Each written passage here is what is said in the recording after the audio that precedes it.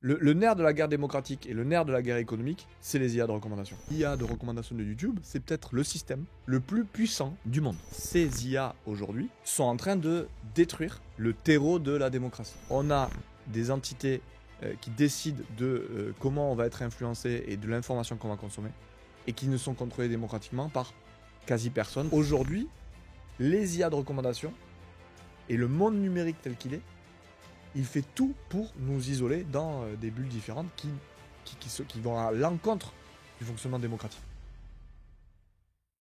Jean-Loup Fourquet, bonjour. Salut. Tu es ingénieur, vidéaste et enseignant.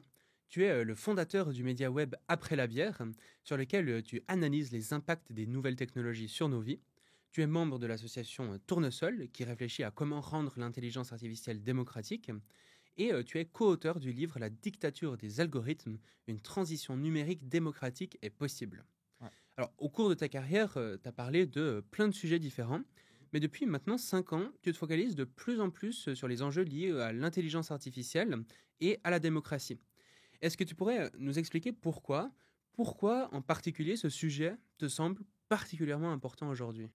Ouais, carrément. C'est très bien de commencer comme ça parce qu'en fait, avant ça, j'avais déjà, après la bière, j'avais déjà commencé à parler des sujets qui m'importaient, etc. Et moi, les premiers sujets sur lesquels je me suis penché parce qu'ils m'inquiétaient, c'était le changement climatique, la transition énergétique, est-ce qu'on va la faire, est-ce qu'on va pas la faire, etc. Et, euh, et en fait, je me suis vite rendu compte, parce que tu le sais, quand tu es sur les réseaux sociaux, quand tu essaies de créer du contenu, il y a vraiment ce truc où tu te dis, ah ben, je veux que ça se diffuse. Et tu commences à comprendre qu'en fait, le problème, c'est pas qu'il manque des gens comme toi. Il y en a des gens qui disent à peu près la même chose que ce que tu veux dire sur le changement climatique, sur la transition énergétique, etc. Je veux dire, la chaîne de Rodolphe, Le Réveilleur, elle existait déjà, etc. Donc, en fait, tu te rends vite compte que le problème, c'est pas est-ce que le bon message, le bon format, la bonne vulgarisation existe. Tu te rends compte que ce qui manque, c'est qu'il y ait de l'information de qualité et qui puisse nous mettre en action, qui, pour le coup, se diffuse massivement. En fait, c'est là où j'ai commencé à m'intéresser alors aux algorithmes de recommandation, hein, qu'on peut aussi appeler des IA de recommandation. Je me suis intéressé à ça parce qu'en fait, c'est cette mécanique-là qui décide et qui choisit quel contenu va être massivement amplifié. Or, c'est les contenus qui vont être massivement amplifiés dans le monde qui vont avoir le pouvoir de changer le monde dans une direction ou dans une autre, ou comme en ce moment, de changer le monde dans deux directions opposées de plus en plus radicalement, pour que après tout ce beau monde puisse s'affronter dans la paix et la non-bonne humeur. Donc les algorithmes de recommandation, c'est vraiment les IA qui choisissent un peu ce qu'on voit sur les réseaux En sociaux, gros, c'est ça? ouais, les algorithmes de recommandation, les IA de recommandation, c'est les systèmes qui choisissent, quand toi tu vas arriver sur TikTok, quelles vidéos tu vas voir et quelles vidéos vont s'enchaîner les unes après les autres. Et c'est pareil dans toutes les plateformes. Sur toutes les plateformes, que ce soit LinkedIn, X, n'importe laquelle, TikTok, etc., Instagram, tu vas avoir un système qui va choisir la vidéo que tu vas voir. Alors, après, on pourra en parler. Ils ont évolué, ces systèmes. Pourquoi on les appelle, nous, des IA de recommandation? Juste point un peu sémantique. C'est parce qu'en fait, une des définitions de l'IA, aujourd'hui, alors c'est un grand débat, je suppose que tu en as déjà parlé, hein. Il y a une époque, on considérait que le logiciel Deep Blue qui a battu Kasparov aux échecs, c'était une IA. Aujourd'hui, on ne le considérait plus comme une IA, notamment parce que ce système-là, il n'avait pas appris lui-même. Or, aujourd'hui, une des manières de définir l'IA, c'est de dire qu'il y a du machine learning derrière. Donc, en fait, c'est un algorithme qui a appris avec un corpus de données. On l'a entraîné. Mais aujourd'hui, les algorithmes de recommandation, c'est des intelligences artificielles de recommandation parce que de la même manière, elle a appris sur un corpus de données massif qui sont toutes les vidéos qui ont fait craquer Shaiman, qui ont fait craquer Jean-Loup par le passé. Par exemple, là, je te pose la Ouais. question intelligence artificielle et démocratie. Ouais. Je pense que pas grand monde Mm. s'attendait à ce que tu répondes avec des algorithmes de recommandation, Ouais. des IA de Ouais. recommandation des réseaux sociaux. Carrément. Les gens, ils vont plutôt s'attendre à ce que tu parles de ChatGPT ou d'autres IA comme ça et de la façon dont elles pourraient impacter les démocraties. Ouais. Pourquoi est-ce que tu Ouais. réponds à cette question à travers le prisme des IA de recommandation? Mais en fait, enfin, là, on enregistre le podcast. Il y a eu l'assassinat de Charlie Kirk il y a 2 jours. Aux États-Unis, il y a vraiment une polarisation émotionnelle extrême où il y a une grosse partie de la population qui pense par exemple que l'élection de 2020 a été volée, etc. etc. En fait, il y a cette chose-là où on vit tous dans des univers informationnels.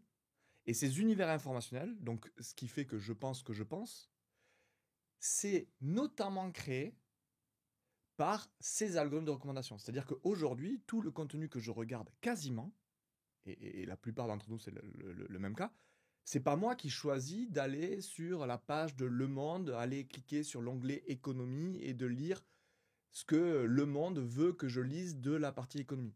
Je vais sur Twitter, je vais sur Blue Sky et je fais confiance à un algorithme pour me donner les news qui vont faire que je pense que je pense. Et bien en fait, ces IA aujourd'hui, pour tout un tas de raisons dont on peut parler, sont en train de détruire le terreau de la démocratie. Parce qu'en fait, une des manières de faire démocratie, c'est aussi d'avoir une vision un peu partagée, ou au moins d'avoir des valeurs communes.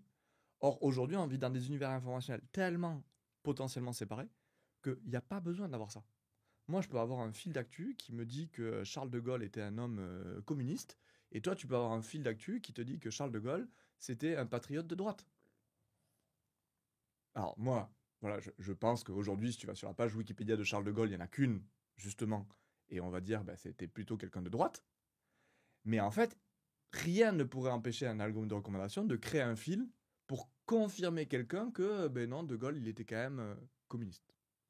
Et en fait, c'est ça, c'est une bonne image, c'est imagine une démocratie où en fait, quand on va sur Wikipédia, on a des versions différentes pour chaque personnalité. Donc toi, Shaiman, tu vas avoir des versions différentes que moi dans l'article de Wikipédia. Or, aujourd'hui, en fait, ce qui se passe, c'est qu'on se renseigne plus sur les réseaux sociaux et au travers d'IA de recommandation que sur Wikipédia. Bon, on le voit actuellement avec Macron, par exemple, il y a des gens qui vont dire ah mais il applique une politique d'extrême droite, autoritaire, etc. Et de l'autre côté, il y a des gens qui vont dire ah mais non, sa politique c'est presque du communisme. Il veut que là, il n'est pas du tout libéral, il met plein de Complètement. trucs pour. Ouais. Ouais, enfin voilà Non, quoi. mais il y a une vidéo qu'on a fait là avec Rodolphe, donc le réveilleur, sur les impacts indirects du numérique, les impacts environnementaux indirects du numérique. Moi, j'ai fait une vidéo et dans ma partie de la vidéo avec Rodolphe, je dis qu'il faut réguler ce secteur. Il faut réguler les IA de recommandation, il faut réguler les big tech. Il y a des gens qui m'ont traité de marxiste dans les commentaires. Dans quel monde tu vis? Je dis juste qu'il faut réguler. Est-ce que toute régulation est une forme de marxisme? Je ne sais pas. Tu vois, le capitalisme des années 30 aux États-Unis, c'était immensément régulé. C'était pas du marxisme. Et oui, et effectivement, donc il y a ce phénomène de bulles, en tout cas d'environnement informationnel, qui communiquent pas forcément les uns envers les autres. Et plus ça s'aggrave, c'est pas grave en soi. C'est-à-dire que c'est pas grave en soi que moi, mes recommandations, elles correspondent pas. Enfin, tu vois, il faut pas tomber dans le côté Orwell où en fait tout le monde va voir la même chose. Mm. Par contre, il y a toujours un équilibre à avoir entre juste des gens qui voient pas du tout la même chose et des gens qui voient exactement la même chose. Aujourd'hui, je pense que le curseur, il est beaucoup trop dans une individualisation totale de nos flux d'informations. Et ça, démocratiquement, c'est dangereux. Ouais, puis en plus, il y a un aspect où, comme je te disais, maintenant, quand on parle d'intelligence artificielle, les gens pensent automatiquement à ChatGPT ou à des grands modèles de langage du genre. Et du coup, ça cache aussi un peu les enjeux liés aux algorithmes de recommandation. Et en fait, quand on réfléchit vraiment à quelles sont les intelligences artificielles les plus influentes aujourd'hui, qui ont le plus d'impact sur nos sociétés, bah en fait, c'est probable que ce soit les IA de recommandation plus que ChatGPT, par exemple. Alors, c'est sûr, enfin, pour moi, aujourd'hui, c'est clairement ça. Après, c'est un champ quand même qui évolue très rapidement. Donc, moi, je regarde de très près ce qui se passe avec les IA génératives, etc. Mais aujourd'hui, par exemple, ce qui nous empêche en démocratie d'arriver à avancer et à prendre des décisions, notamment sur la régulation des IA génératives, c'est le fait qu'on ait des univers informationnels qui ne nous permettent pas de trouver le consensus, notamment quand il existe, pour permettre d'avancer. Parce qu'en fait, quand tu as des univers informationnels où, en gros, moi je vais sur mon feed, je m'aperçois que la moitié de l'humanité qui pense pas comme moi, c'est des connards. Eux, ils voient exactement la même chose sur moi. Il y a aussi un phénomène qui est très drôle, c'est que à un moment, on parlait de bulles de filtre. Et c'est une notion qui a été très décriée à raison, notamment, parce qu'en fait, la notion de bulle de filtre, ça voulait dire que moi, par exemple, si je suis de gauche, je vais voir que des gens de gauche dans mon univers informationnel. Et en fait, n'importe qui va sur LinkedIn ou sur X ou sur Blue Sky va s'apercevoir que c'est pas vraiment vrai. C'est-à-dire que si tu vas sur X, par exemple, tu vas aussi avoir des avis différents de toi. Mais c'est encore pire qu'une bulle de filtre, parce qu'en fait, ce qui se passe, c'est que tu vas voir la pire version des gens qui sont opposés à toi. Parce qu'en fait, avoir des tweets de gens qui potentiellement réfléchissent différemment de toi, mais qui te remettent en question parce que leurs arguments, ils sont plutôt pas mauvais. Ça va pas générer beaucoup d'engagement. Tu vois, avoir quelqu'un qui est pas d'accord avec toi, mais qui te donne des bons arguments, c'est un truc, tu fais, ah, tu préfères avoir une version très facile à combattre, caricaturale, des visions opposées du monde.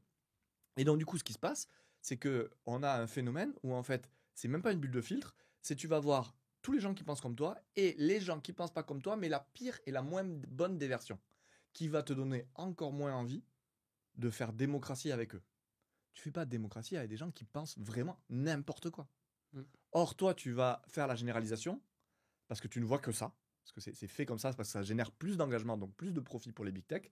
Tu vas voir que la pire des versions du camp opposé avec qui tu vas pas vouloir construire un débat démocratique et avoir des propositions.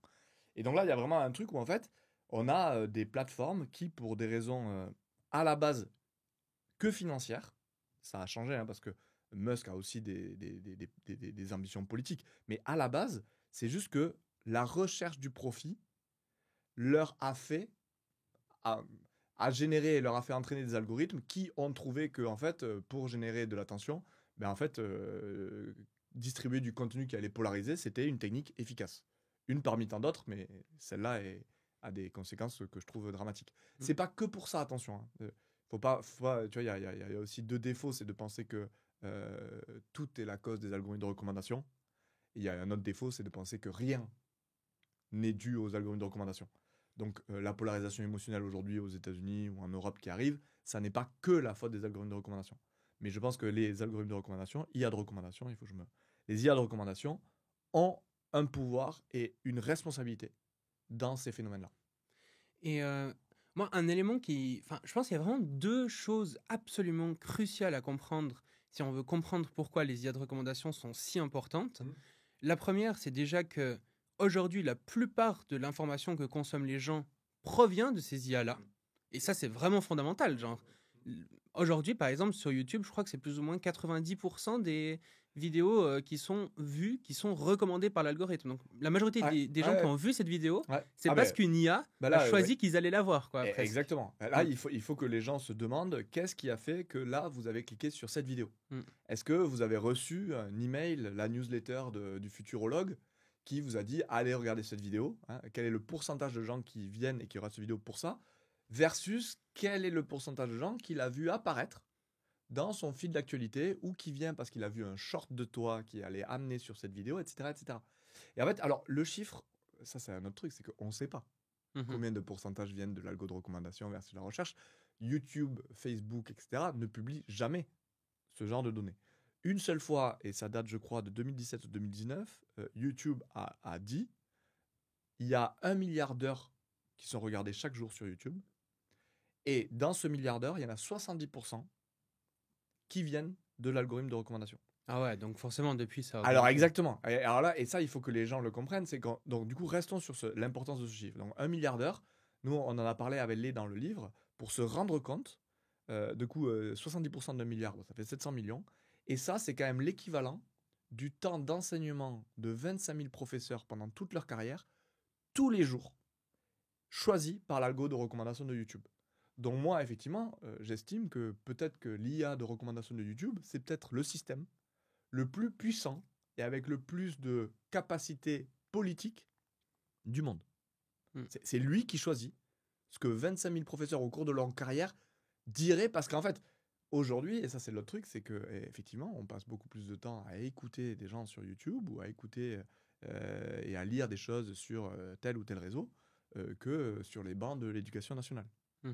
C'est beaucoup plus de temps. Donc il y a un truc, si même on a une grande réforme de enseigner le changement climatique et la transition énergétique 1 heure par semaine, face à une entité comme une IA de recommandation YouTube, est-ce que ça fait vraiment le poids?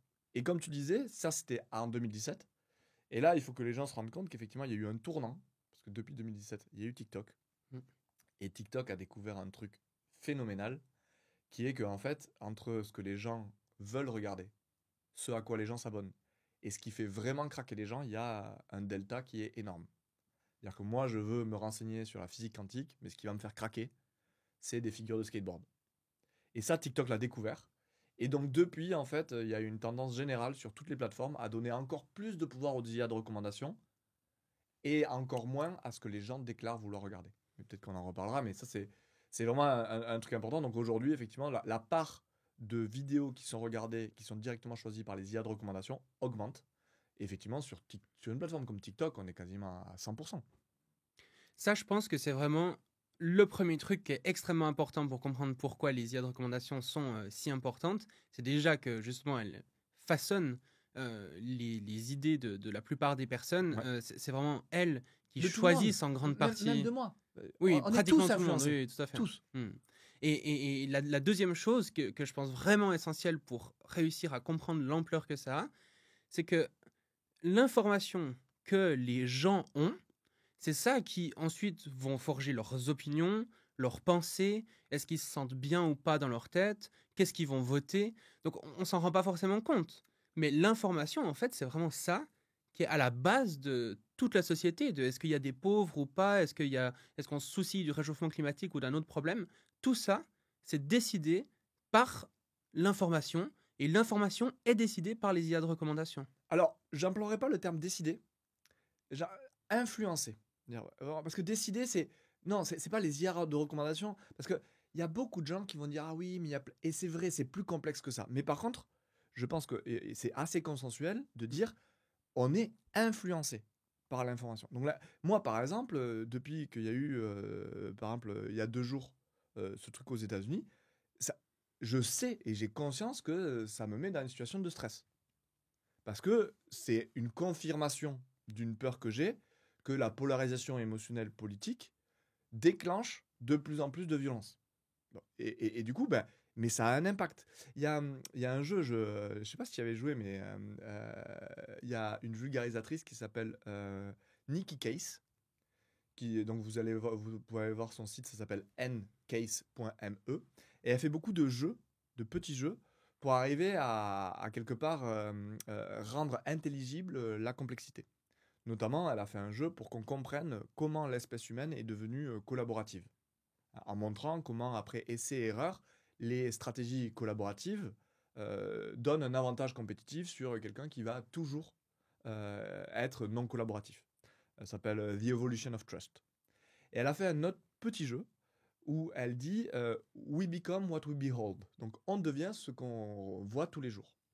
Et donc elle fait un petit jeu où elle montre qu'en fait, les journalistes ou n'importe quel média a le pouvoir de mettre la lumière sur un événement. Et en fait, si à chaque fois tu mets la lumière sur un événement, par exemple, sur le fait que les gens de moins de 1,30 m volent des smartphones, tu vois, j'en sais rien, un truc complètement impossible, et bien petit à petit, tu vas commencer à avoir peur des gens de 1,30 m.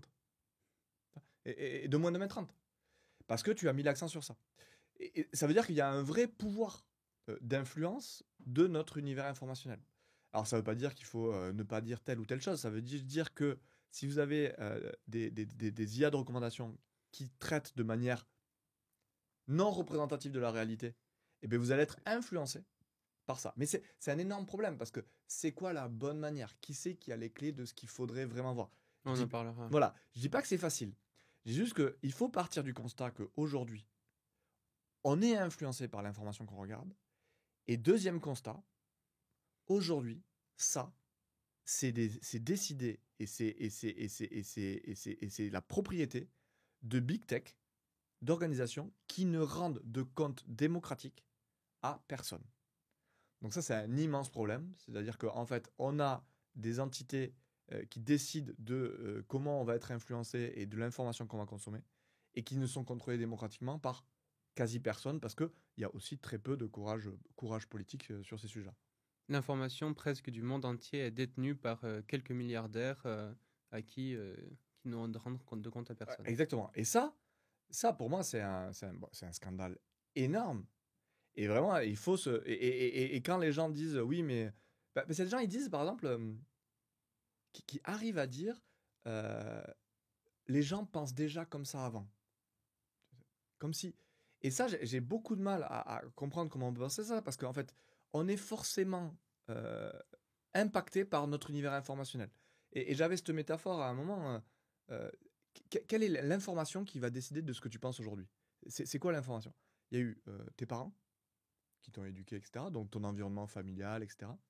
Il y a eu l'école. Il y a eu les médias, alors mainstream, comme on appelle les médias classiques, hein, mais sûrement que les médias que tu as commencé à lire en premier, ça a été aussi influencé par tes parents, hein. Ou alors en réaction contre tes parents, mais c'est quand même tes parents à la base, ou ton univers de départ, et après les réseaux sociaux. Et aujourd'hui, pourquoi il y a l'éducation nationale? L'éducation nationale, elle est aussi là pour créer un terreau de connaissances communes qui va faire en sorte qu'on va avoir une réalité partagée et des valeurs communes qui vont nous permettre après, au-delà de nos différences, de parler. Et en fait, aujourd'hui, effectivement, il y a une part grandissante de ce que tu penses aujourd'hui, ça t'a été donné par les algorithmes des réseaux sociaux. Et je vois pas comment on peut nier que ça a une grosse influence. Et aujourd'hui, tout tend à montrer que ces algorithmes ont tendance à faciliter la polarisation émotionnelle du débat, à cause des phénomènes dont on a déjà un peu parlé. Il faut que je vous fasse part d'un gros problème. Presque 70% des personnes qui écoutent cette émission ne sont pas abonnées à la chaîne. 70%, ça fait beaucoup quand même. Donc j'ai une petite faveur à vous demander. Si vous aimez mon travail et que vous souhaitez le soutenir, abonnez-vous maintenant. Ça vous permettra d'être tenu au courant de la sortie des prochaines vidéos et en plus, c'est 100% gratuit. Je compte sur vous. Merci beaucoup. Un autre aspect qui fait que je pense que quand on parle aujourd'hui d'intelligence artificielle, on a tendance à directement penser à ChatGPT, c'est notamment le fait que quand on discute avec, en fait, il y a une interface, tu vois. On discute avec, tandis que dans le cas des réseaux sociaux, c'est très caché. Il y a même beaucoup de gens qui savent pas du tout que c'est des intelligences artificielles. Beaucoup de gens pensent que c'est juste des trucs un peu programmés à la main, etc. Non, c'est vraiment des sortes d'immenses cerveaux numériques qui prennent toutes nos données, qui analysent ça de façon incroyablement sophistiquée. C'est vraiment pas un truc simple à faire, quoi. C'est des engins extrêmement poussés, quoi. Ah ouais, ben, tu pourras la mettre en lien, mais je sais que Lé, il y a quelques années, il avait fait une vidéo sur les 5 IA les plus puissantes, etc. Donc Il Lé, a- qui est la personne derrière la oui, chaîne YouTube Science for All. Science for All, avec qui on a coécrit le livre La dictature des algorithmes dont tu parlais au début. Et je pense que ça reste extrêmement vrai. Et tu as tout à fait raison. Il y a un côté, et c'est pour ça que c'est une des raisons pour laquelle je pense que c'est bien que tu fasses aussi, que tu parles aussi des IA de recommandation. C'est parce il y a bien sûr un phénomène de hype que je comprends tout à fait. De hype, pas au sens, c'est pas justifié. Je veux dire, les systèmes comme ChatGPT, c'est vraiment des révolutions technologiques. Je suis pas du tout d'accord avec Lequin qui dit que ça n'est rien. C'est vraiment un truc qui est en train de changer beaucoup de choses. Euh, mais il y a de la hype dans le sens où ça correspond un peu à nos imaginaires de science-fiction. Mhm. Il y a un peu, ben oui, c'est un truc, tu as l'impression qu'il te parle. C'est beaucoup plus facile de projeter une entité derrière un système comme ChatGPT, hein, parce que tu as l'impression que ça te parle, etc. Alors que tu n'as pas l'impression qu'un algo de recommandation te parle, hein. Donc en fait, c'est beaucoup plus difficile à combattre les IA de recommandation, parce que quelque part, c'est beaucoup plus larvé, sournois, parce que tu n'as même pas l'impression qu'il y a quelque chose de si puissant que ça derrière. Alors que quand tu parles ou tu interagis avec ChatGPT, tu as vite l'impression que c'est puissant. Tu vois, parce que tu peux vite te dire, ah purée, ce que moi j'aurais fait en 4 jours, il vient de le faire en 1 seconde. Là, tu fais, ah ouais, c'est hyper puissant. Sauf que jamais tu t'es posé la question de comment j'irais recommander des vidéos différentes à 8 millions de personnes. Donc tu te rends pas compte de sa puissance. C'est comme quelqu'un d'ailleurs, c'est exactement la même chose. C'est pour se rendre compte de à quel point l'IA, par exemple, qui a battu le meilleur coréen au jeu de Go, Lee Sedol. Lee Sedol. Pour te rendre compte comment cette IA elle est forte, il faut être très bon au jeu de Go. Moi, qui suis une pipe et qui comprends à peine les règles, oui, il m'a l'air d'être fort au jeu de Go, mais pas plus. Tu veux dire, en fait, il faut pouvoir, pour pouvoir évaluer quelque chose, il faut avoir un benchmark commun. Or, on a tous un benchmark commun avec ChatGPT, vu que ChatGPT a été programmé pour faire ce que nous on sait faire, c'est-à-dire parler, échanger. Et puis encore faut-il savoir que c'est des intelligences artificielles. Comme je dis, la plupart des gens ne savent même pas ça. Et sur cet aspect intelligence artificielle, est-ce que tu pourrais nous dire justement pourquoi, tu as déjà expliqué pourquoi c'était justifié de parler d'IA, parce que c'est vraiment des IA qui apprennent, Ouais, c'est pas juste écrit à la main, ouais. quoi. Mais, mais aussi, du coup, sur à quel point est-ce qu'elles sont sophistiquées? Est-ce que, par exemple, ChatGPT reste quand même plus sophistiqué que l'IA de recommandation? Comment ça se passe? Tu Bah, vois, en fait, ça quelques éléments là-dessus. bah, en fait, ça dépend, par exemple, tu peux te pour évaluer à quel point c'est sophistiqué, tu peux te demander, par exemple, quelle a été, la quantité de données sur laquelle, l'IA a été entraînée. Mhm. Bon, ben, imagine quand même que les IA de recommandation sont entraînées sur à peu près, tous les comportements qu'ont eu, tous les utilisateurs d'une plateforme. Donc en fait, l'IA va être entraînée à, par exemple, détecter que, quand tu regardes ton téléphone en mode paysage, à telle heure, tu as plutôt ce genre de comportement de visionnage, plutôt que celui-là, tu vois? J'avais la question hier parce que je blaguais en cours, je disais: «Voilà, l'IA de recommandation, elle sait quand vous allez aux toilettes et en fonction, elle peut recommander des choses différentes». Et les gens disaient: «Mais comment elle sait que je suis aux toilettes?» Et en fait, c'est toujours la même chose. Elle ne sait pas que tu es aux toilettes. Ce qu'elle sait, c'est qu'il y a une heure fixe dans chaque journée, peut-être, où tu regardes les YouTube pas de ton ordinateur, mais de ton téléphone, et plutôt en mode paysage et pas en mode comme ça. Et donc, du coup, elle dit juste, ben, à ce moment-là, il y a toute une catégorie de gens qui, quand ils ont ce genre de pattern de consommation, leur consommation de vidéos change, et on va faire des recommandations qui sont alignées avec ces motifs de visionnage qui sont différents. Parce que effectivement, moi, quand je suis devant mon PC, j'ai tendance à regarder des vidéos plus sérieuses, parce que je suis assis, peut-être que c'est pendant mon temps de travail, etc. Alors que quand je suis aux toilettes, je vais regarder des trucs plus courts, par exemple. Et pareil, il va détecter l'algo de recommandation, parce qu'il fait du pattern recognition, donc il reconnaît des motifs d'usage, va être capable de dire là, il fait du vélo, et il va être capable aussi d'étendre en disant tous les gens qui ont le profil de Jean-Loup, quand ils font du vélo, par exemple, d'appartement le soir pour s'entraîner, ils vont regarder plutôt ce type de vidéo, etc., etc. Donc c'est à ce point sophistiqué. C'est-à-dire que si tu regardes le corpus d'entraînement, c'est des terabits de données Mm. de tous les comportements de tous les gens qui sont sur les plateformes. C'est fou, en fait, Ouais. c'est des IA qui font une sorte de profilage psychologique de l'humanité Exactement. entière. Exactement. Et Ouais. alors, toujours pareil, ça c'est marrant, mais moi j'aime bien le dire. Je ne sais pas si vous l'avez déjà dit dans le podcast, mais je trouve que c'est intéressant parce que quand on dit profilage psychologique, les gens se disent, il y a l'IA et qui peut mettre par exemple un label, genre ça c'est technophile, etc. Et en fait, tu n'as même pas besoin des labels. Parce que en fait, une IA de recommandation, elle se fiche des labels. Elle, ce qu'elle fait, c'est juste qu'elle fait des regroupements.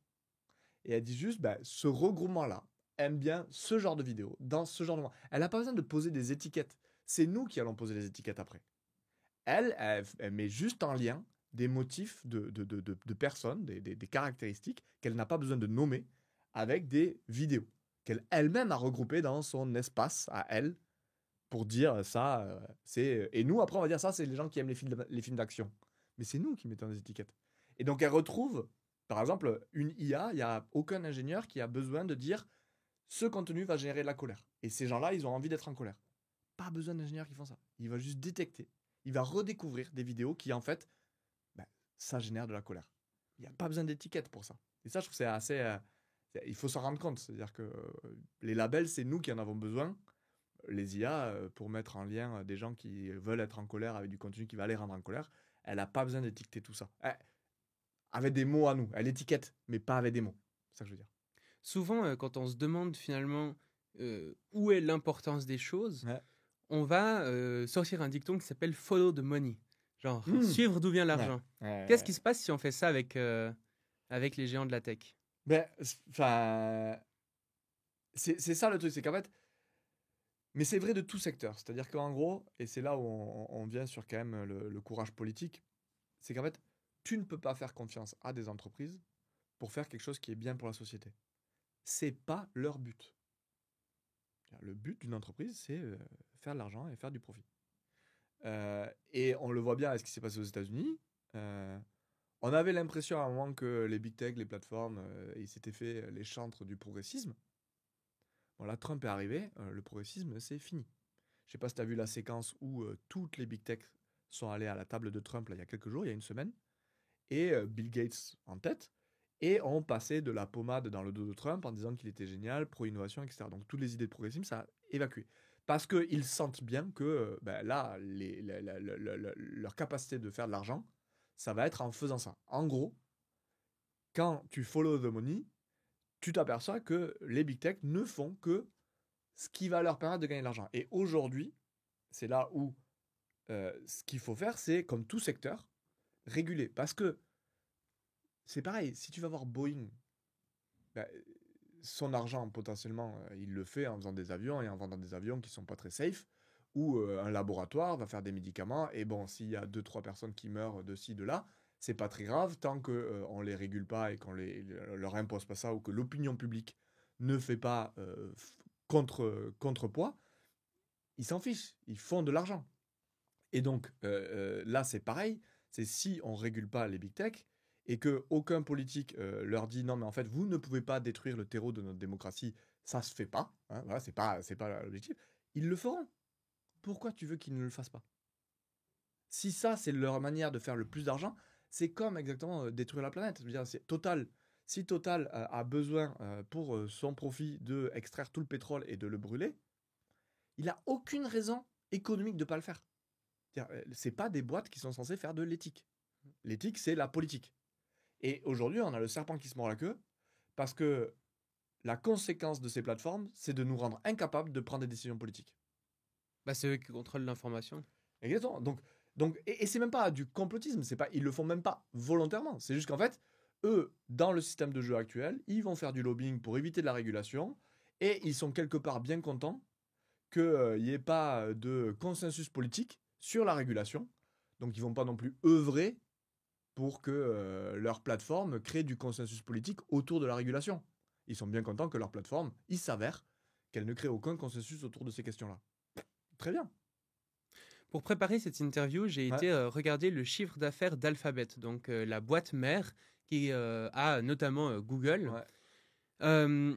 Et t'as vu Leur le chiffre d'affaires, Ouais. c'est 264 C'est ça. milliards de dollars. Ouais, ça. C'est vraiment énorme. Ouais. Non, pardon. Leur chiffre d'affaires, c'est 350 milliards de dollars. Et la Et part, ouais. c'est ça, c'est la part qui est due aux publicités, Mhm. dans la partie la plus publicitaire de Google, AdSense, je crois que ça s'appelle. Exactement. Ouais, mais c'est ça, c'est cet ordre. Il y a un rapport, c'est quasiment la totalité. Ouais. C'est 200. ça. 264 milliards sur 350. Ouais. Donc ça fait Ouais. 76% qui est lié à la publicité. Et ce qu'il faut comprendre, c'est que du coup, le modèle économique des algorithmes de recommandation, c'est la publicité. Enfin, quand on parle de publicité, on parle d'IA de recommandation. Ah, mais c'est Parce que quand on dit ils font du profilage Ok. psychologique de nous, etc., bah à la fin, c'est pour nous vendre des trucs. exactement. Parce que, encore une fois, le groupement non étiqueté et non labellisé fan de skate que je suis, bah, l'algorithme va bien voir qu'en fait, lui proposer des habits de skate et des choses de skate a plus de chances de marcher auprès de lui qu'auprès de quelqu'un. Et ça, c'est monétisé parce qu'en fait, et ça a été la grande découverte de Google Ads à l'époque, c'est d'en fait, avant, quand on circulait et qu'on voyait une publicité, c'était la même publicité pour tout le monde. Donc toi, t'arrivais, t'étais fan de skate et tu voyais une publicité de roller. Jamais j'achète des rollers, tu vois. Ben ouais, en fait, Google, en faisant sa technologie de recherche, comme il avait les mots de recherche, quelqu'un qui venait de rechercher skate, eh ben, c'était beaucoup plus rentable pour la boîte de skate de mettre des publicités qu'aux gens qui venaient de chercher le mot skate. Et ça a été ça le début. Et c'est pour ça qu'ils ont vu la puissance de tout ça, la puissance d'avoir YouTube. C'est pour ça qu'ils ont racheté YouTube très très vite, parce qu'ils ont vu que tout ça, ça allait leur permettre aussi de faire des publicités de plus en plus pertinentes. Et qui dit publicité pertinente, dit monétisation de la publicité auprès de l'annonceur beaucoup plus importante. Parce que tu te dis, non mais nous, là, on est hyper ciblé. C'est-à-dire qu'en fait, on ne va mettre vos publicités qu'aux gens qui sont exactement dans cette cible-là. Alors ça a des implications politiques aussi énormes, qu'on a vu avec les différents scandales. Mais c'est pour ça que je pense que c'est pour ça que je surveille très très près tout ce qui est chatbot, LLM, IA générative. Parce que pour l'instant, ces systèmes-là ont un modèle économique très faible par rapport aux IA de recommandation. Et donc je pense que... Il y avait carrément un rapport qui était sorti qui montrait que OpenAI il perdait de l'argent sur les abonnements de ChatGPT. Mais ça m'étonne pas. Mais ça, il faut pas... C'est là où moi je suis pas du tout d'accord aux gens qui pensent que c'est une hype totale. Tu vois. Moi je disais, il y a une hype un peu en termes de conscience, de narratif. mais la hype économique et technologique, je pense qu'il va y avoir un bout de la bulle qui va éclater, mais la lame de fond, elle est véritable. Et il faut faire confiance aux big tech. Quand ils ont fait Facebook, etc., ces plateformes n'ont pas été rentables pendant très longtemps. Parce que ils ont quand même la capacité à avoir et à créer des modèles économiques, parce qu'ils savent bien que tout ça, toute cette connaissance qu'ils ont sur les utilisateurs, elle est monétisable à un moment. Mm. Et la manière de la monétiser, c'est avec des annonceurs. Et donc, qu'il y ait de plus en plus, si on continue avec ta question follow the money, si tu follow the money, tu sais que tout ce qui est chatbot et LLM, il va y avoir de plus en plus d'applications d'innovation qui vont aller dans le sens de faire de la publicité avec. Mhm. Et sur ça, d'ailleurs, j'ai vu un épisode de Black Mirror il n'y a pas longtemps. Et donc, c'est un épisode où la femme, elle a un problème avec... elle a un accident cérébral ou un accident, je sais pas quoi.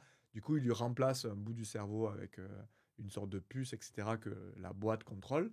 Et en fait, elle a un abonnement classique. Et en fait, petit à petit, pour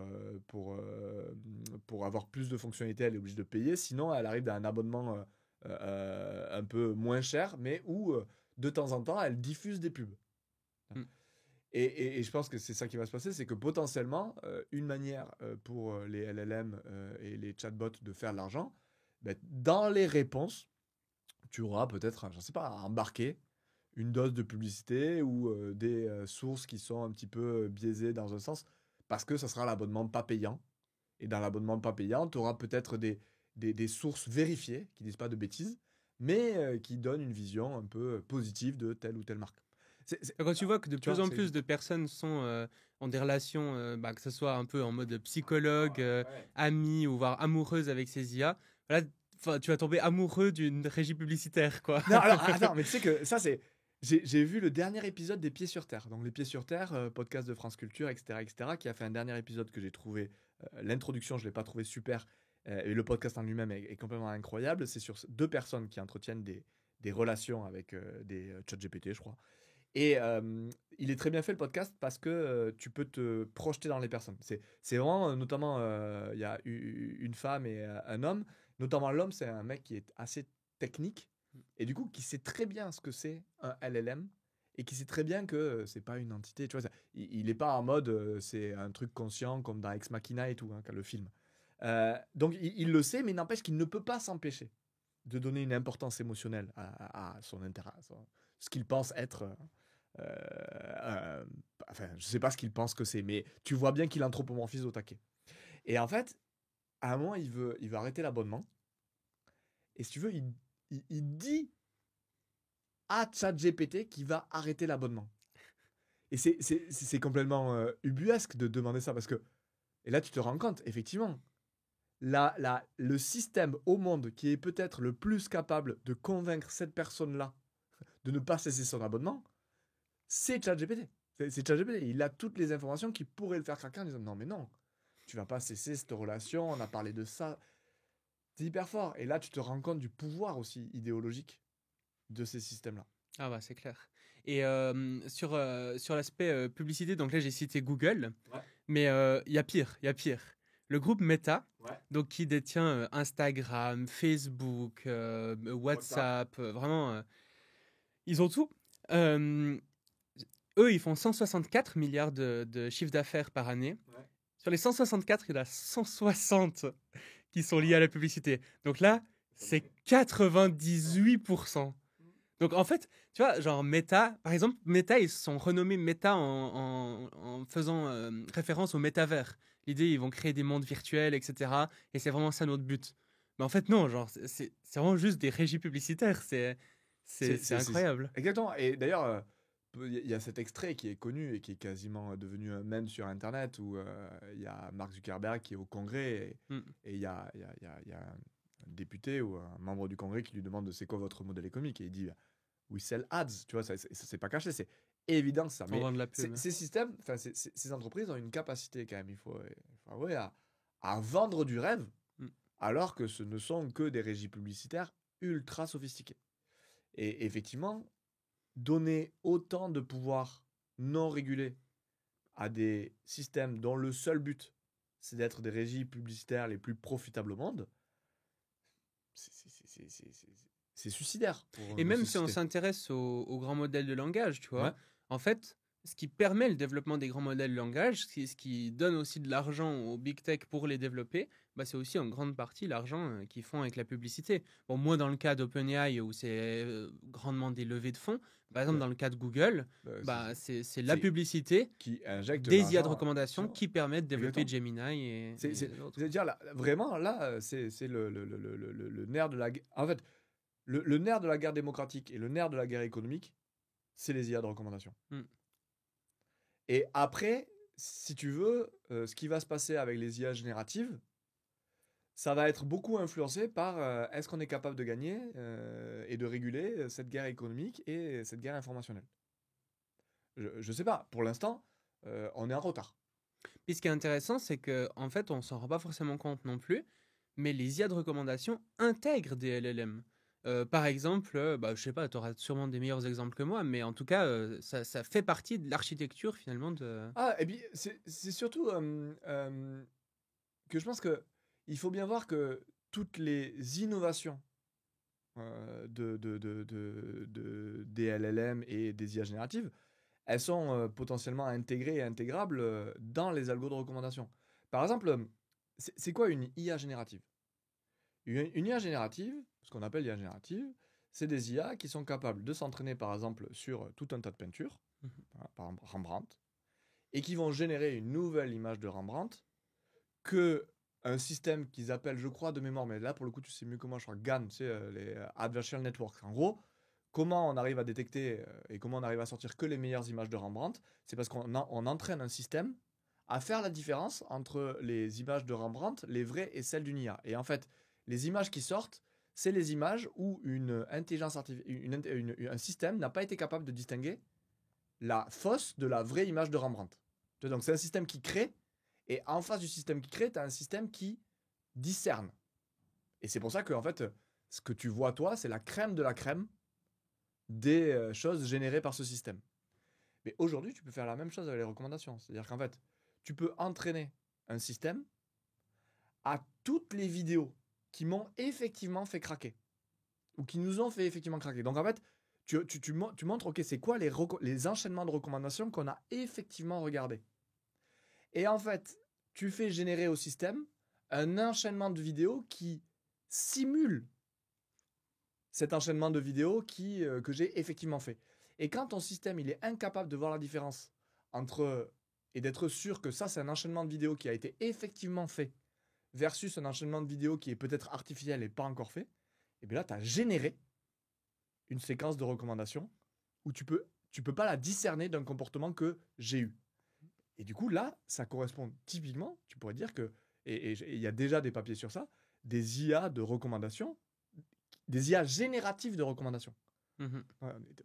Typiquement, là, on est exactement donc tout ce que font les LLM, toutes les avancées technologiques, ils le font. Donc ça, c'est la première application. Et après, tu as la deuxième, qui est juste, tu auras potentiellement bientôt des IA de recommandation qui potentiellement pourront changer le titre des vidéos en fonction de toi, les formulations avec lesquelles tu vas être plus sensible.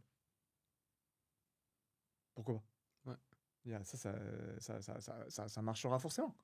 Parce que tu verras que moi, je suis plutôt sensible à tel terme, et ce terme-là, je clique jamais parce que, eh ben, dans une marge de manœuvre, tu peux avoir des LLM qui font ça. Je le sais parce que aujourd'hui, nous, on travaille avec une plateforme, on en parlera après, c'est des outils en fait pour faire le contraire des plateformes et pour générer non pas de la polarisation, mais plutôt d'essayer de voir ce qui fait du commun entre nous. Ils utilisent déjà eux aussi les LLM et les chats pour être plus efficaces. Donc oui, clairement, toutes ces avancées-là sont utilisées aussi par les IA de recommandation. Et c'est comme tout, tu sais, à chaque fois qu'il y a un truc qui marche, quand TikTok a fait ses nouveaux systèmes de recommandation qui prenaient pas compte de tes abonnements et qui te montraient juste les trucs qui allaient te faire craquer, YouTube a fait les shorts, Instagram a fait les réels, tout le monde s'est mis à faire la même chose. Donc tu peux être certain que dès qu'il y a une technologie qui te permet de vendre plus de publicité à des annonceurs, toutes les plateformes, si elles ne sont pas régulées, vont les adopter hyper rapidement. Ça, ils sont très très forts pour ça. Extrêmement réactifs. tu parles de la génération de titres, Ouais. mais ça pourrait même aller plus loin. C'est-à-dire génération de miniatures, voire même de contenu. Ah Là, j'ai vu bien qu'il y avait une sûr. plateforme, par exemple, qui était en train de faire une sorte de Netflix Ouais. généré par IA, spécialisé là-dedans. Genre, tous les films qu'il y a sur leur plateforme, ils sont générés par IA. Et si on va Ça, c'est encore plus intéressant. loin, on peut s'imaginer des films qui seront vraiment sur mesure pour toi. Genre, si t'aimes pas les personnes noires, il n'y aura pas de personnes noires. Si tu veux qu'il y en ait, il y en aura. Enfin, peu importe ton idéologie politique, peu importe ton âge, ton truc, tu auras des films sur mesure pour toi. Et donc une fragmentation qui va être encore Ouais. multipliée, Mm. mais par 1000 par Ouais, rapport à ce qu'on exactement. connaît aujourd'hui et qui est Mm. déjà multiplié par Ouais. 1000 par rapport à ce qu'il y avait avant, quoi. Ah ouais, c'est un développement exponentiel et qui est exponentiellement pas régulé, donc c'est très problématique.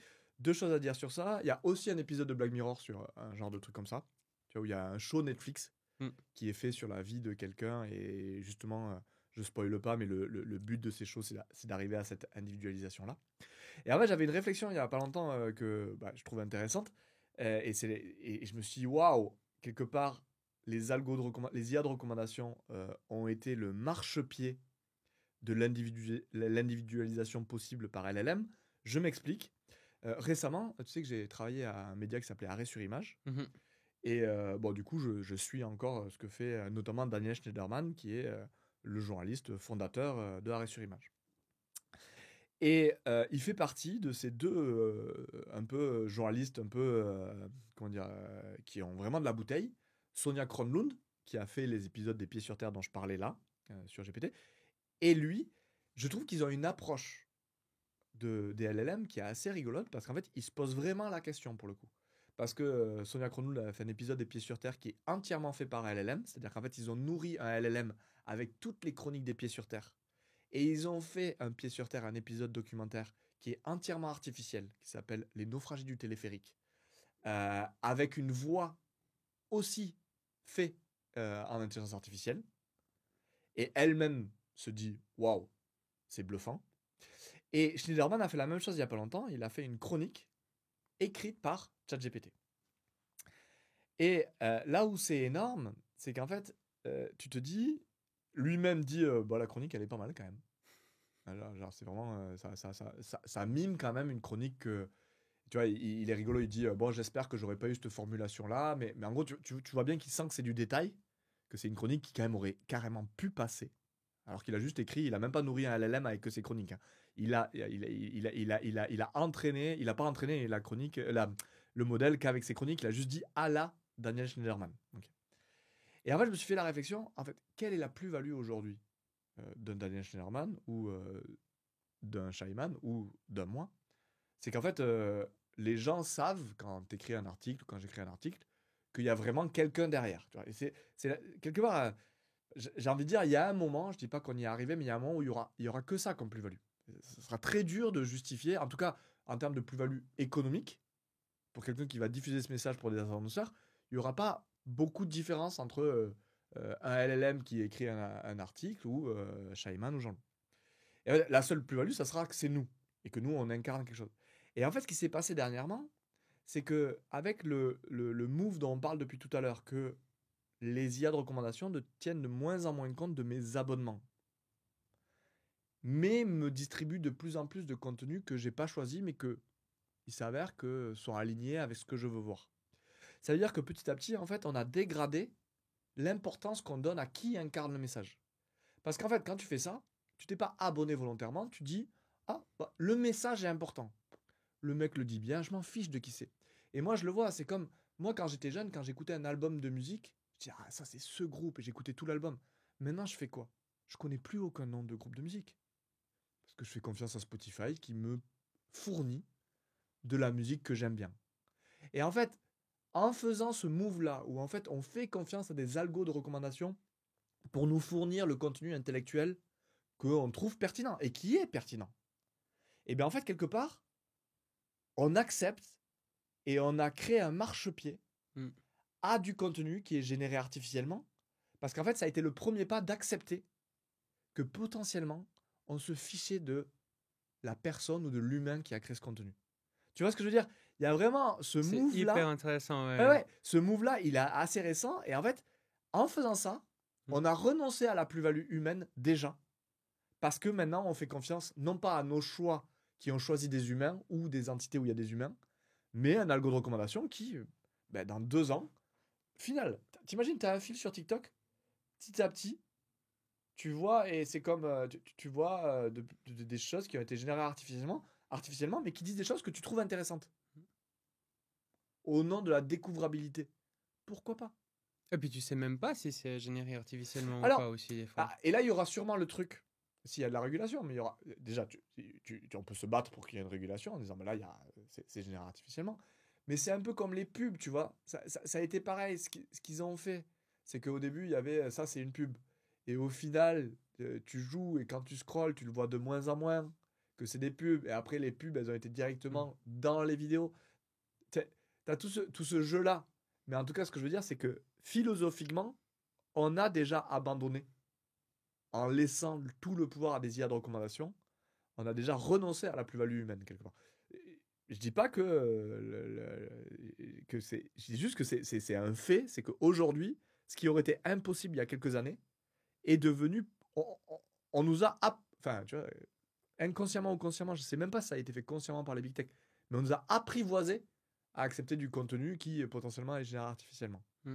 Ouais, et la finalité de tout ça, je trouve que Rafi Aladjian en parle très bien. J'avais fait un épisode avec lui qui s'appelle, je sais plus comment s'appelle l'épisode, mais où on parle du post-web, qui est un concept qu'il a développé où justement, en fait, on finirait tous avec du contenu hyper personnalisé en fonction de nous, mais aussi en fonction de où on se trouve, de comment est-ce qu'on se trouve, parce que les IA auront aussi de plus en plus d'informations sur ce qu'on voit, par exemple à travers des lunettes qu'on va pouvoir porter, des AirPods, qu'entendre ce qu'on dit. Et du coup, toutes ces informations vont pouvoir en fait créer une sorte de nouvelle génération de nouveaux web. C'est pour ça qu'ils parlent de post-web, où en fait tout ce qui fait notre culture commune, le fait d'être justement attaché à des films, d'avoir des références communes, même des trucs comme les théories du complot. En fait, c'est ça qui permet de créer une communauté. Beaucoup de gens vont se reconnaître dans des communautés parce que tout le monde croit à cette théorie du complot dans cette communauté. Lui, il dit peut-être que les théories du complot du futur, c'est chacun qui aura sa petite théorie qui aura été inventée par son IA personnalisée, quoi. Et tout ce qui fait notre culture commune, finalement, pourrait devenir de plus en plus éclaté.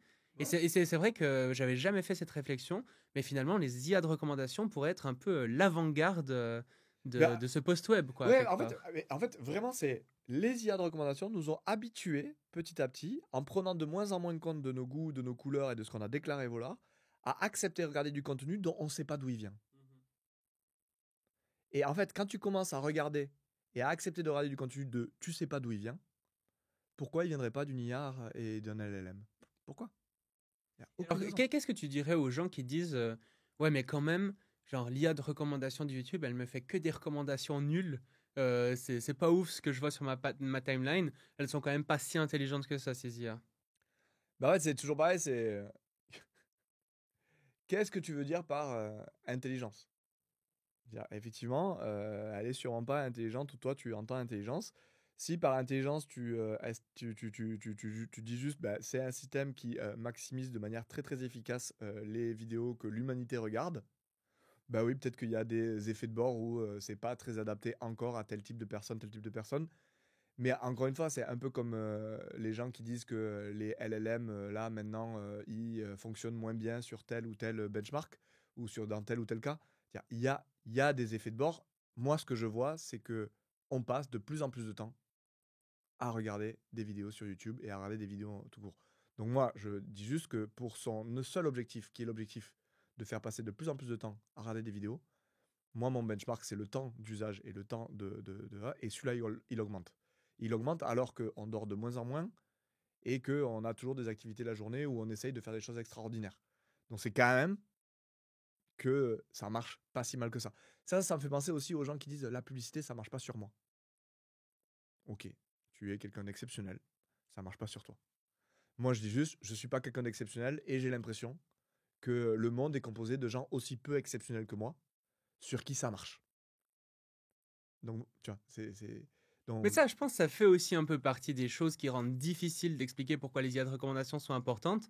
c'est que les gens, globalement, ils se disent ouais, mais je me fais pas influencer aussi facilement, Ouais. etc.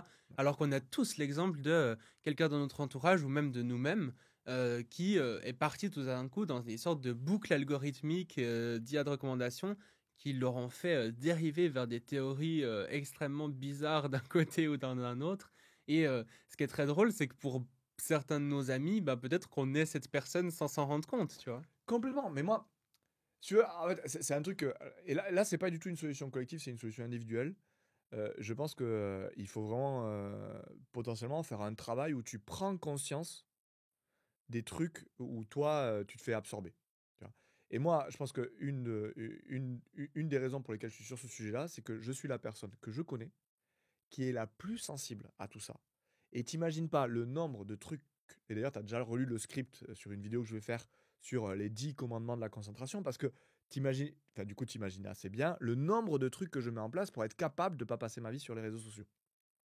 Donc du coup, j'y passe très peu de temps, mais c'est parce que je fais, vraiment gaffe et je pense Mais ça, que c'est un effet dont on n'a pas parlé, mais c'est vrai qu'il y a un vrai truc un peu addictif dans ces réseaux sociaux, quoi. mais parce que et encore une fois, c'est juste que, l'obsession, c'est, la garantie de leur modèle économique. C'est parce qu'on passe des heures que ça rapporte beaucoup d'argent. Mm. Donc ils sont très bons à utiliser nos mécanismes cognitifs pour générer cette obsession qui va faire que. Et donc ce que je voulais dire, c'est que c'est très important de prendre conscience de à quel point nous aussi, dans certains sujets, parce que c'est toujours facile de pointer du doigt les autres. Mais moi je sais que par exemple, je vais en reparler parce que eh ben, je sais que je suis rentré dans une boucle obsessionnelle sur ce qui s'est passé aux États-Unis il y a 2 jours, à regarder les live feeds de ce que le FBI voulait trouver, machin bidule, qui est pas normal, qui est pas le fonctionnement que je voudrais avoir. Parce que là, pour le coup, bah, là, ça marche sur moi. Et il y a toujours un bout de nous sur lequel ça marche chez nous. Et je pense que une, un des gros trucs qu'il faut combattre, et pourquoi aussi le message sur la régulation, etc., des fois il marche pas, notamment, notamment à gauche, c'est parce que il y a beaucoup de gens qui veulent croire qu'en tout temps, on peut avoir la volonté de faire autrement. C'est-à-dire que vraiment, il y a vraiment cette croyance de non, mais on choisit. Tu vois, l'humain, il est si fort. Et moi, je dis juste, bah, il est si fort quand il a de l'énergie, mais on n'a pas tout le temps une énergie incroyable. Et en fait, c'est quand on aura ces mous énergétiques, mais que là, on craquera et l'IA de recommandation nous fera entrer dans un vortex et on arrivera à en sortir quand on arrivera à en sortir. Et je pense qu'il y a une surévaluation parfois de notre capacité à ne pas succomber à ça. Et je pense que quelque part, un de nos torts, c'est d'être un peu trop fier. De se dire non, mais on peut. Le libre arbitre, quand même. Tu vois, on l'a choisi.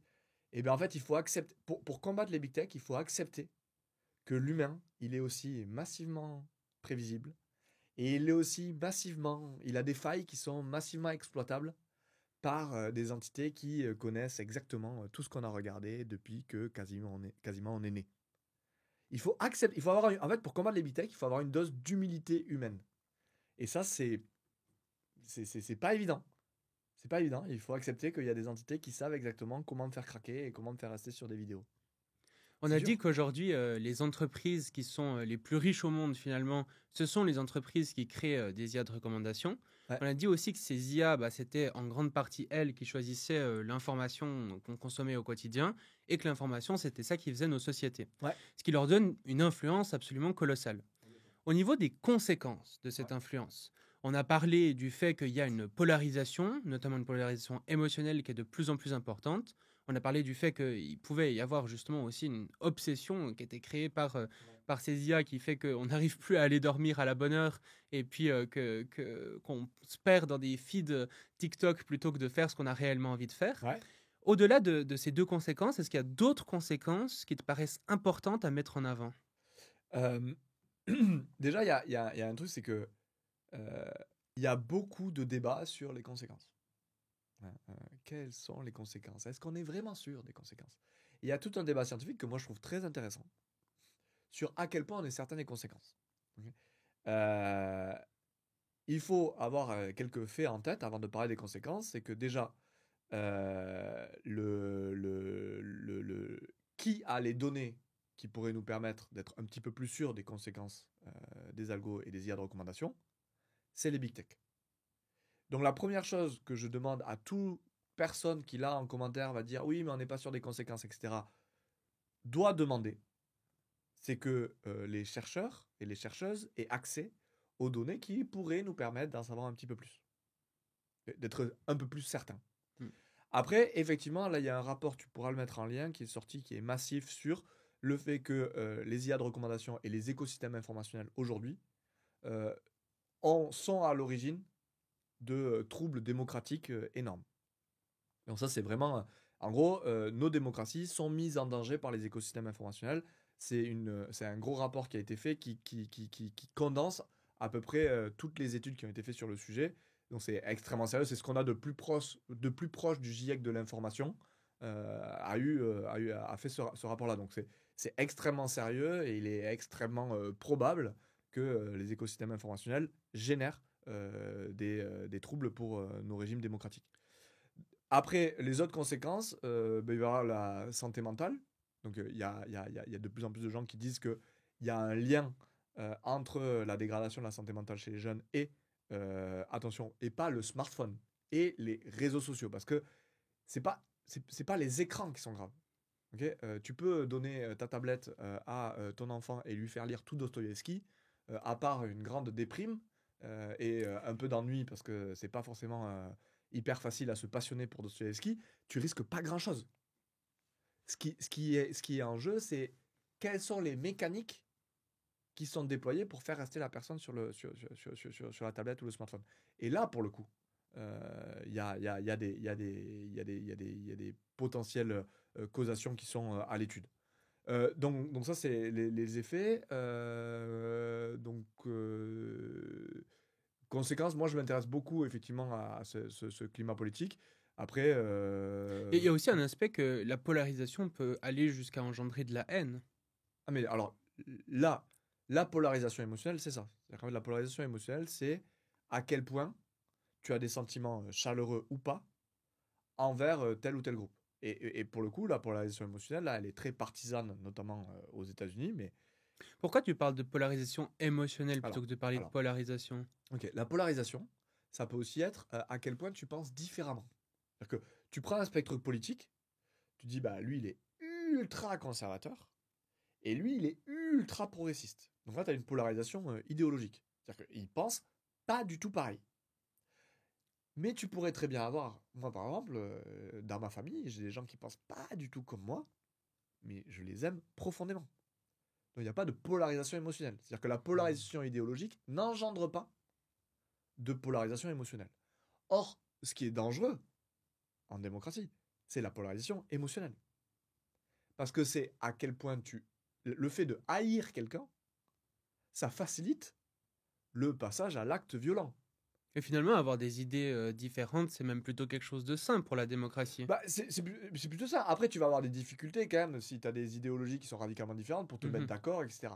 Mais imaginons parce que les deux peuvent être souvent liés, mais pas toujours. Mais imaginons un monde où les gens ont des avis vraiment différents, mais par contre, ils sont d'accord avec le fait que c'est l'avis qui va l'emporter dans le débat démocratique qui gagne. Et là, des personnes disent, bon, c'est pas du tout comme ça que je voyais les choses, mais ok.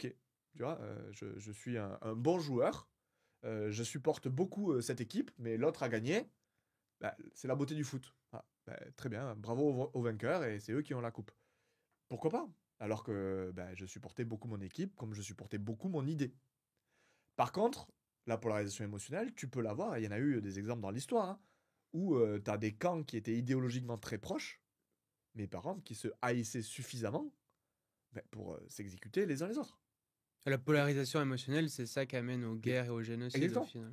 En tout cas, les guerres et les génocides sont facilités par la polarisation émotionnelle.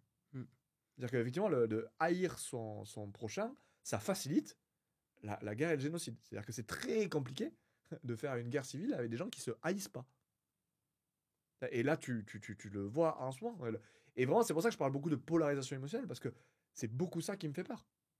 Moi, j'ai pas de mal à avoir des gens qui sont pas du tout d'accord avec moi. Ce qui me semble vraiment important à marteler, ce que tu as dit, mais qui est quand même vraiment important, c'est que les géants de la tech, eux, ils ont ces données qui permettent de savoir est-ce que, ils créent de la polarisation, est-ce Mmh. qu'ils rendent tout le monde déprimé ou pas.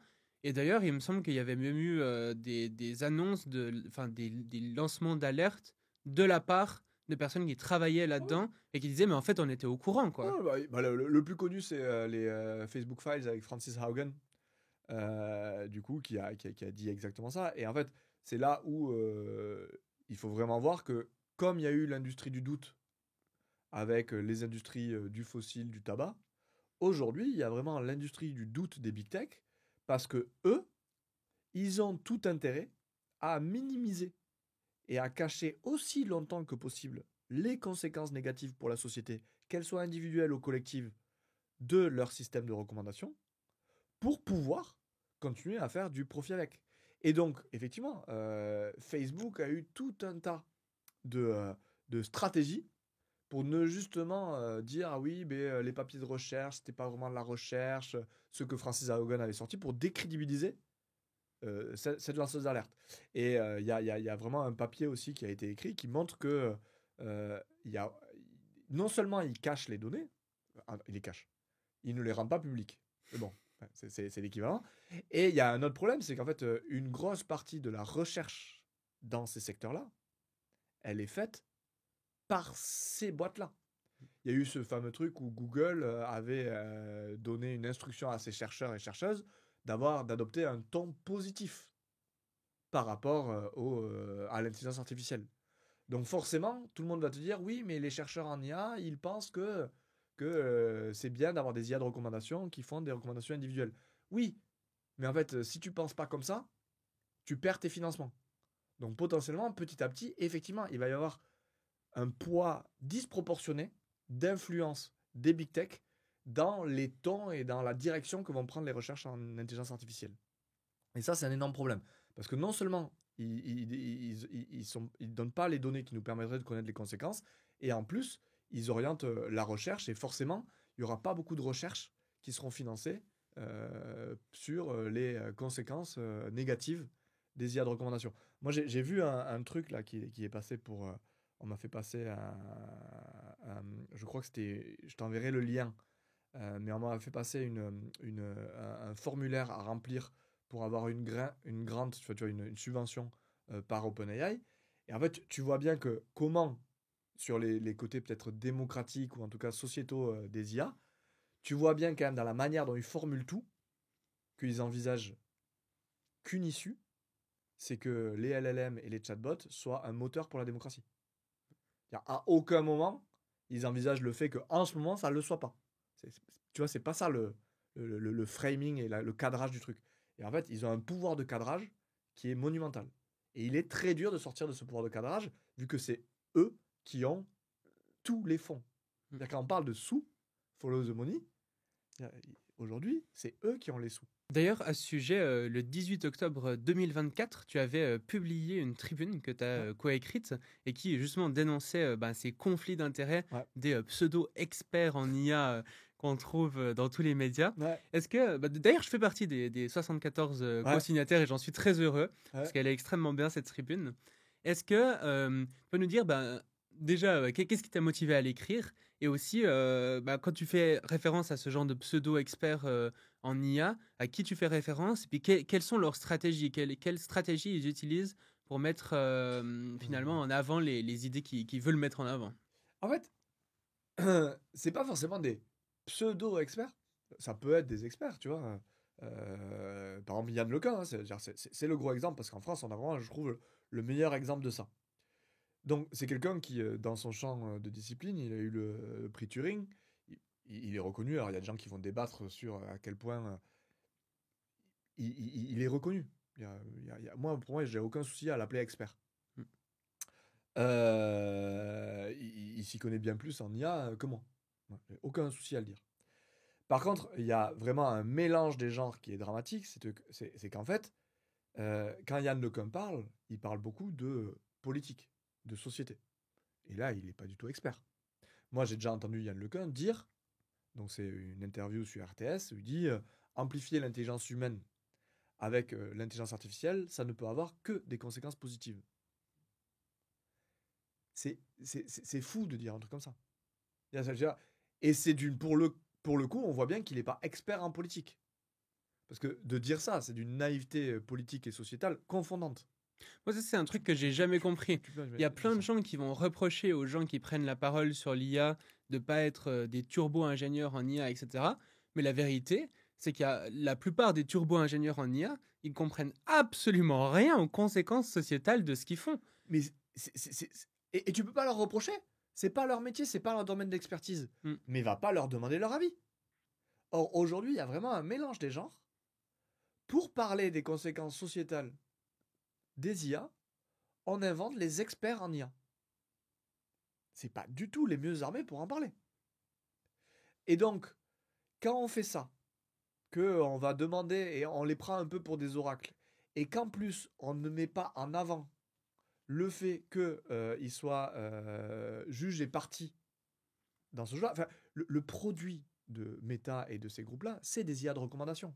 Ce qui est important de préciser, c'est que Yann Lequin, dont tu as parlé, fait partie de Meta. Oui, c'est un des vice-présidents de Meta, je crois, aux dernières nouvelles, et c'est le directeur de l'intelligence artificielle, du développement de l'intelligence artificielle de Meta. Bon, maintenant, il a été un peu reclassé parce que... c'est vrai. Ouais. En fait, Meta a lancé une nouvelle team de super intelligence. Ah, purée, merde. Et, il n'est pas dans la team super intelligence. Bah, il est, mais il est sous la direction d'autres personnes. Parce que malheureusement, il se trouve qu'il a des opinions sur les grands modèles de langage qui sont vraiment à côté de la plaque, malheureusement. Oui, et donc, ils ont préféré mettre quelqu'un d'autre pour que Meta reste concurrentiel. Oui, mais c'est là aussi où tu vois la puissance du truc. C'est que ça, c'est... et c'est exactement ça qui se passe. C'est que Chomsky, il avait eu un truc... tu pourras... Il y a une interview avec Andrew Marr qui est exceptionnelle, où en gros, Chomsky avait fait un livre, écrit un livre qui s'appelait La fabrique du consentement, où il mettait en lumière un peu les mécanismes qui faisaient que les journalistes, que de droite ou de gauche, ils avaient quand même pas mal de choses en commun sur pas mal de lectures des choses. Et en fait, le journaliste, il était vraiment choqué parce que c'était vraiment Andrew Marr, c'est vraiment un journaliste de la BBC à l'ancienne et tout, et il lui disait, mais vous pensez vraiment que je m'auto-censure? Et Chomsky disait, non, je pense que vous pensez sincèrement tout ce que vous dites. Par contre, ce que je pense, c'est que si vous ne pensiez pas exactement ce que vous pensez, vous ne seriez pas assis là où vous êtes assis. Et là, c'est exactement ça. C'est-à-dire, les gens qui n'ont pas un avis très positif sur les conséquences sociétales de l'IA, des LLM et de toutes ces technologies, ne seraient plus chercheurs, chercheuses ou directeurs de la recherche chez Meta. Donc en fait, je ne dis pas que ces gens-là, on leur donne les éléments de langage pour dire ce qu'ils disent. Je pense que Yann Lequin est sincèrement persuadé de tout ce qu'il dit. Par contre, je pense que dès qu'il va avoir une opinion qui n'est pas alignée avec la vision de Meta, il sera un petit peu moins assis là où il est assis. Et en fait, ce que tu viens de dire va dans ce sens. Là, il commence à avoir une opinion qui est claquée ou qui ne va pas dans le sens de ce que Meta veut promouvoir. Et petit à petit, et s'il continue à faire ça, il va juste se faire dégager. Tu ne l'entendras plus. Les médias ne l'appelleront plus pour avoir son avis, etc. Donc en fait, tu te retrouves par ce système-là à avoir massivement l'avis des big tech qui est représenté dans les médias pour dire qu'est-ce que ça va donner les intelligences artificielles. Et dans le cas d'Yann Lequin, quand même, il avait quand même dit lui-même dans un post, je sais pas si tu avais vu ça, mais qui faisait de l'évangélisme externe pour Meta. Donc genre vraiment, lui-même, il le reconnaît en mode, allez, let's go. Oui, mais parce qu'il est aussi sincèrement convaincu. Ouais. Donc ouais, il est sincèrement convaincu. Donc, et on parle de l'influence dans les médias. Mais ce qui est important de dire, c'est que cette influence, elle va aussi dans la politique. Yann Lequin, il a déjà eu plusieurs repas privés avec Macron pour lui parler de l'intelligence artificielle. Il fait partie de la commission de l'IA qui a été mis en place pour conseiller la France sur la stratégie de l'IA. D'ailleurs, dans la commission de l'IA, il y a aussi tout un tas de gens de l'industrie, notamment des gens, une personne de chez Google, deux de chez Mistral AI, donc la plus grosse entreprise d'IA en France. Enfin, vraiment, c'est non seulement dans les médias, mais vraiment dans toute la politique, quoi, aussi. Et bien d'ailleurs, je crois, du coup, j'y pense depuis que tu parles de ça, tu sais, on avait fait la tribune, et moi j'avais fait la tribune, je l'avais fait en vidéo. L'industrie du doute, etc. Big Tech, la nouvelle industrie du doute, un truc comme ça. Et pour cette vidéo, j'avais pris les extraits d'une grande messe de l'intelligence artificielle que l'Élysée a organisée en 2024, qui, je crois, elle était en fermeture ou en préambule du grand. Je sais plus comment il s'appelle là, le truc où il y a tous les, le forum Vivatech. Bon, ils avaient fait un grand truc où c'était vraiment, ils présentaient comment la France allait faire la promotion de l'IA. Il y avait une vidéo de 4 heures sur la chaîne YouTube de l'Élysée, etc., où justement on disait comment la France et l'Europe allaient devenir les maîtres de l'innovation en IA. Tu vois tous les gens qui passent et qui défilent sur la scène pendant cet événement, c'est une blague. Donc Mistral, Alphabet, Yann Lequin, tous. C'est un défilé de lobbyistes des big tech. Comment tu veux après avoir l'Europe ou l'État qui arrive vraiment. Et il y a quand même, hein, attention, l'Europe, c'est quand même l'endroit où il y a une réflexion sur la régulation. Mais il y a quand même une force et un pouvoir de pénétration de leur narratif qui est juste disproportionnel. Et clairement, qui ne nous permet pas aujourd'hui d'avancer assez vite sur ces questions-là. Et de les prendre suffisamment au sérieux. Revenons sur les conséquences des IA de recommandation. Une chose qui me semble importante à montrer, c'est que, comme on l'a dit, par exemple, dans le cas de Meta, 98% de leurs revenus vient de la publicité. Mais la publicité, c'est pas neutre. La publicité, ça fait vendre des produits. Ouais. Et cette vente de produits a aussi des conséquences, notamment en termes de surconsommation et puis en termes écologiques. Ah, bah alors ça c'est... Ah oui, j'y ai pas pensé alors que c'est la dernière vidéo qu'on a faite. Et effectivement, ça c'est le gros problème aujourd'hui de ces algos de recommandation, c'est qu'en fait, pour le coup, un des gros problèmes, c'est qu'ils participent à l'évolution dans laquelle on va, qui est du toujours plus. C'est vrai.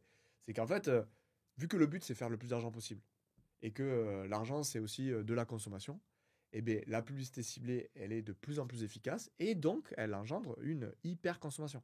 Et d'ailleurs, il y a eu un rapport qui est sorti, mais inofficiellement, c'est-à-dire qu'il a été commandé officiellement, mais il a fuité sur les effets et comment il faudrait faire pour réguler la consommation. Et la première chose qui sort dans ce rapport, c'est réguler la publicité ciblée. Et effectivement, parce que c'est vraiment une publicité qui est tellement efficace que ça génère de la surconsommation. Mais si tu veux, c'est vrai que ces problèmes environnementaux-là, ils viennent s'ajouter, donc problème de l'hyperconsommation, et bien, ils viennent s'ajouter au fait que moi, là, actuellement, j'avoue que j'ai beaucoup plus peur à très court terme. Et en fait, tu sais, on a des peurs, et en fait, elles s'alignent en fonction de ce que tu penses être prévisible à court terme. Et j'avoue que là, c'est horrible à dire, mais le changement climatique, qui est pas en train de s'apaiser et de pas s'accélérer, on l'a vu cet été encore, et bien à très court terme, dans les 2 années à venir, mais j'avoue que le climat politique me fait encore plus peur que le changement climatique. Mais en fait, les deux vont dans le même sens. Parce que pour avancer sur l'hyperconsommation due à la publicité ciblée ou pour avancer sur le climat politique, il faut qu'on avance sur comment on crée des univers informationnels qui nous permettent d'agir ensemble. Mais presque pour tous les problèmes de société, en vrai. Alors là, là, tu tapes sur le gros sujet. Moi, j'aime bien le dernier bouquin. Je sais qu'il est très critiqué, mais j'aime bien le dernier bouquin de Harari sur une histoire des réseaux informationnels, des réseaux d'information. Nexus, ouais. Et en fait, moi, je trouve qu'il dit quelque chose. En gros, sa thèse, la thèse qu'il défend, elle est assez vraie. C'est qu'il dit les sociétés humaines, c'est des réseaux informationnels. C'est des humains qui échangent de l'information. Et au travers de quelle information on va échanger, on va ou pas faire des choses ensemble. Le fait qu'on fasse des podcasts aujourd'hui, c'est aussi la résultante de plein d'informations qu'on a échangées avant, etc. etc. Okay, donc, ils voient tout ça comme des réseaux informationnels et ils voient tout sous la forme de flux d'informations. Et forcément, quand moi, je suis passionné par les réseaux sociaux et que je vois que le problème depuis toujours, c'est comment y orienter les flux d'informations, je suis assez sensible à cette vision. Et en fait, sa thèse à lui, ou en tout cas ce qu'il explique dans son bouquin, c'est que les autocraties, les dictateurs, c'est des réseaux informationnels. C'est des réseaux informationnels où il y a l'information, elle est beaucoup plus hiérarchisée, moins décentralisée que dans un système démocratique, et il fait les différences qu'il trouve, lui, pertinentes entre les réseaux informationnels des régimes démocratiques, les réseaux informationnels des dictatures ou des autocraties, et il compare les deux, et il compare tout ça. Et du coup, là où moi, je trouve que c'est pertinent, c'est qu'aujourd'hui, nos régimes démocratiques n'ont pas trouvé une manière de juguler et d'apprivoiser les technologies de l'information moderne pour renforcer leur pouvoir et les régimes démocratiques. Alors que les autocraties, notamment Trump, la Chine, etc., arrivent à se servir des révolutions du numérique pour renforcer leur pouvoir de contrôle, leur pouvoir, etc., etc. Et en fait, c'est vrai que le grand combat qu'il y a aujourd'hui, ou l'une des grandes batailles, c'est est-ce qu'on va arriver à profiter de ces révolutions du numérique pour renforcer les régimes démocratiques tout en restant alignés avec nos valeurs. C'est-à-dire qu'en fait, parce qu'il y a aussi ce que fait les États-Unis en ce moment, ils sont en train de passer d'un régime très démocratique à un régime plus autocratique, et du coup en profitant de la révolution du numérique. Donc ça, c'est pas le but. Le but, c'est de profiter du numérique pour devenir plus fort avec nos valeurs démocratiques. Et c'est pour ça, alors, moi je parle souvent de ce qui s'est passé à Taïwan en 2014, etc. etc. Donc il y a eu le mouvement des tournesols, où il y a eu une révolution qui a été faite par des gens qui étaient très sensibles à toutes ces choses-là, et qui a été très intéressante parce que je pense que c'est un des rares exemples où il y a eu vraiment une sorte de révolution et où ils se sont servis des outils numériques alors, de l'époque, mais pour être plus forts démocratiquement parlant. Et donc tu as raison de dire qu'en fait, les grands enjeux du 21e siècle, ben, le méta-enjeu, c'est d'arriver à créer un environnement numérique et informationnel propice à ce qu'ensemble, on arrive à tacler les gros enjeux tels que le climat. Mm. Parce que finalement, les IA de recommandation, c'est aussi elles qui choisissent quels sont les enjeux plus importants que les autres, Alors, quelque exactement. part. Tout à fait. Ben, ça, c'est ce que il appelle les mute news, tu vois, ou les mute enjeux. C'est-à-dire qu'en fait, effectivement, si une IA de recommandation. Alors, c'est toujours plus complexe. Il n'y a pas que l'IA de recommandation. C'est-à-dire qu'en fait, il y a aussi à quel point ça va résonner avec les gens. Mais en tout cas, ces systèmes-là ont un pouvoir, peuvent influencer à quel point on va parler de tel ou tel sujet. Et nous, on défend pas mal de principes différents, mais effectivement, si tu penses qu'il y a un enjeu comme le climat, où il faut vraiment créer démocratiquement de la force, ben, tu as tout un enjeu à réguler pour qu'il y ait une dose des vidéos qui soit recommandée par une IA de recommandation, qui soit connectée à un enjeu comme le changement climatique. Pour reprendre, je sais pas si tu avais déjà vu, il y a un TED, le premier TED, oui, le premier TED de Greta Thunberg, où elle dit un truc rigolo. Elle a dit à 8 ans, donc quand elle avait 8 ans, euh, on lui a parlé du changement climatique, et elle s'est demandé, mais si le changement climatique c'est aussi grave comme le dit, pourquoi c'est pas en intro de chaque JT, pourquoi on n'en parle pas tout le temps dans les médias? Et je trouve que cette réflexion, donc d'une enfant de 8 ans, elle est très juste. Dans un système informationnel, ça ne veut pas dire que ça devrait parler directement de climat, mais ça devrait, le système informationnel devrait intégrer le fait qu'il y a un enjeu à nous faire passer de l'information qui va maximiser les chances qu'on ait des comportements qui changent en faveur de la limitation du changement climatique. Alors ça pourrait être des vidéos sur le changement climatique, ça pourrait être des vidéos pour nous inciter à baisser notre consommation, ça pourrait être des vidéos à destination des carrières, n'importe, qui vont aller dans le sens de l'atténuation du changement climatique, etc. Mais en tout cas, on devrait prendre en compte ça dans la manière dont on recommande des vidéos massivement. Mais après, il y a quand même un aspect, c'est que, genre, les géants de la tech, ils sont pas fondamentalement méchants, tu vois. Ils veulent pas créer volontairement toutes ces conséquences. Ouais. Ce qu'ils font, c'est que juste... En fait, s'il y a tout ça, si par exemple ils mettent en avant la haine, c'est aussi parce que les humains aiment la haine. Parfait. Du coup, est-ce qu'il n'y a pas un aspect où aussi, bah, c'est juste un algorithme qui est un peu neutre et qui juste amplifie ce que les humains veulent? Alors, merci d'aller vers ça parce que quand j'ai dit ça, j'avais un doute. C'est pour ça que je disais que c'était plus complexe, mais pour pas perdre le fil, j'ai pas pris le temps de dire ça. Mais ça, c'est hyper important. C'est qu'en fait, effectivement, et ça, c'est la vidéo que je vais sortir là dans quelques jours, où je reprends une phrase du CEO de TikTok qui dit en fait sur TikTok, tu votes avec les pouces. Ouais, parce que tu votes en fait. Tu votes pour quand tu dis like ou quand tu commentes, c'est un truc positif qui dit bah, cette vidéo elle est digne d'intérêt. Et en fait là il y a une confusion énorme entre le fait que tu likes ou que tu regardes une vidéo et le fait que tu dises qu'elle est vraiment intéressante et que tu votes pour elle. Parce qu'en fait, on a tous deux parties en nous-mêmes. Hein. Il y a la partie qui veut regarder des shorts de skate et tu as la partie qui veut faire des grandes choses.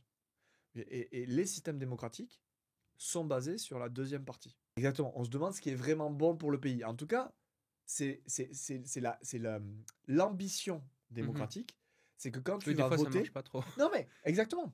Exactement. Mais par exemple, tu as plein de choses qui ont pour vocation à former le citoyen pour que le citoyen qui s'exprime, ça soit le citoyen le plus réfléchi possible. Tu vois. C'est pour ça, notamment, par exemple, qu'avant les grandes élections, il y a eu une trêve médiatique pour que tout le monde puisse réfléchir calmement et en son âme et conscience pour qui il pense qu'il va voter pour le bien commun du pays. C'est vraiment ça l'ambition. T'as raison, ça marche pas toujours. Hein. Mais on fait bien appel à cette personne réfléchie. On fait pas appel à la personne qui craque, qui veut manger une dragibus tout le temps et qui veut regarder des shorts de skate. Eh bien, aujourd'hui, quand on dit que les gens expriment leur avis, c'est vrai, mais on ne demande que à la partie, la partie très émotionnelle de tout le monde, ce qu'ils veulent regarder. Et ça, c'est pas bon. C'est-à-dire qu'en fait, pour faire une société, il faut aussi la partie rationnelle. Je ne suis pas en train de dire que la partie émotionnelle ne sert à rien, qu'elle est à jeter, qu'il ne faut pas être en colère, etc. Mais tu ne peux pas faire une société qu'avec l'avis de cette partie de tous les citoyens. Or, c'est ce qui est en train de se passer. Parce que qui c'est qui vote et qui alimente et qui nourrit les algorithmes? Eh bien, en fait, juste la partie instinctive et émotionnelle de chacun d'entre nous. Et c'est d'ailleurs pour ça, d'ailleurs, une manière de voir la différence entre les deux, c'est qu'en fait, quand tu arrives sur TikTok, sur le For You, c'est que la partie émotionnelle. C'est-à-dire qu'en fait, c'est recommandé qu'avec les vidéos qui t'ont fait craquer et qui ont le plus de potentiel de craquer. Et par contre, tu as le following, qui est les gens que quand même tu as activement suivis. Et bien en fait, on est en train de faire un monde qu'avec la partie For You. Mais cette partie For You, si on n'écoute que celle-là, je pense qu'on va pas être capable de vivre ensemble. Donc finalement, maximiser le profit, c'est pas un objectif si neutre que ça. Exactement. Bah alors ça c'est une lapalissade que maximiser le profit, c'est déjà un projet politique en soi. Et en fait, c'est marrant, mais ça c'est pas. On pourrait argumenter. Il y a des gens qui l'argumentent de fait que c'est un projet politique en soi. Faire du profit et pas se soucier de l'intérêt général, c'est un projet politique.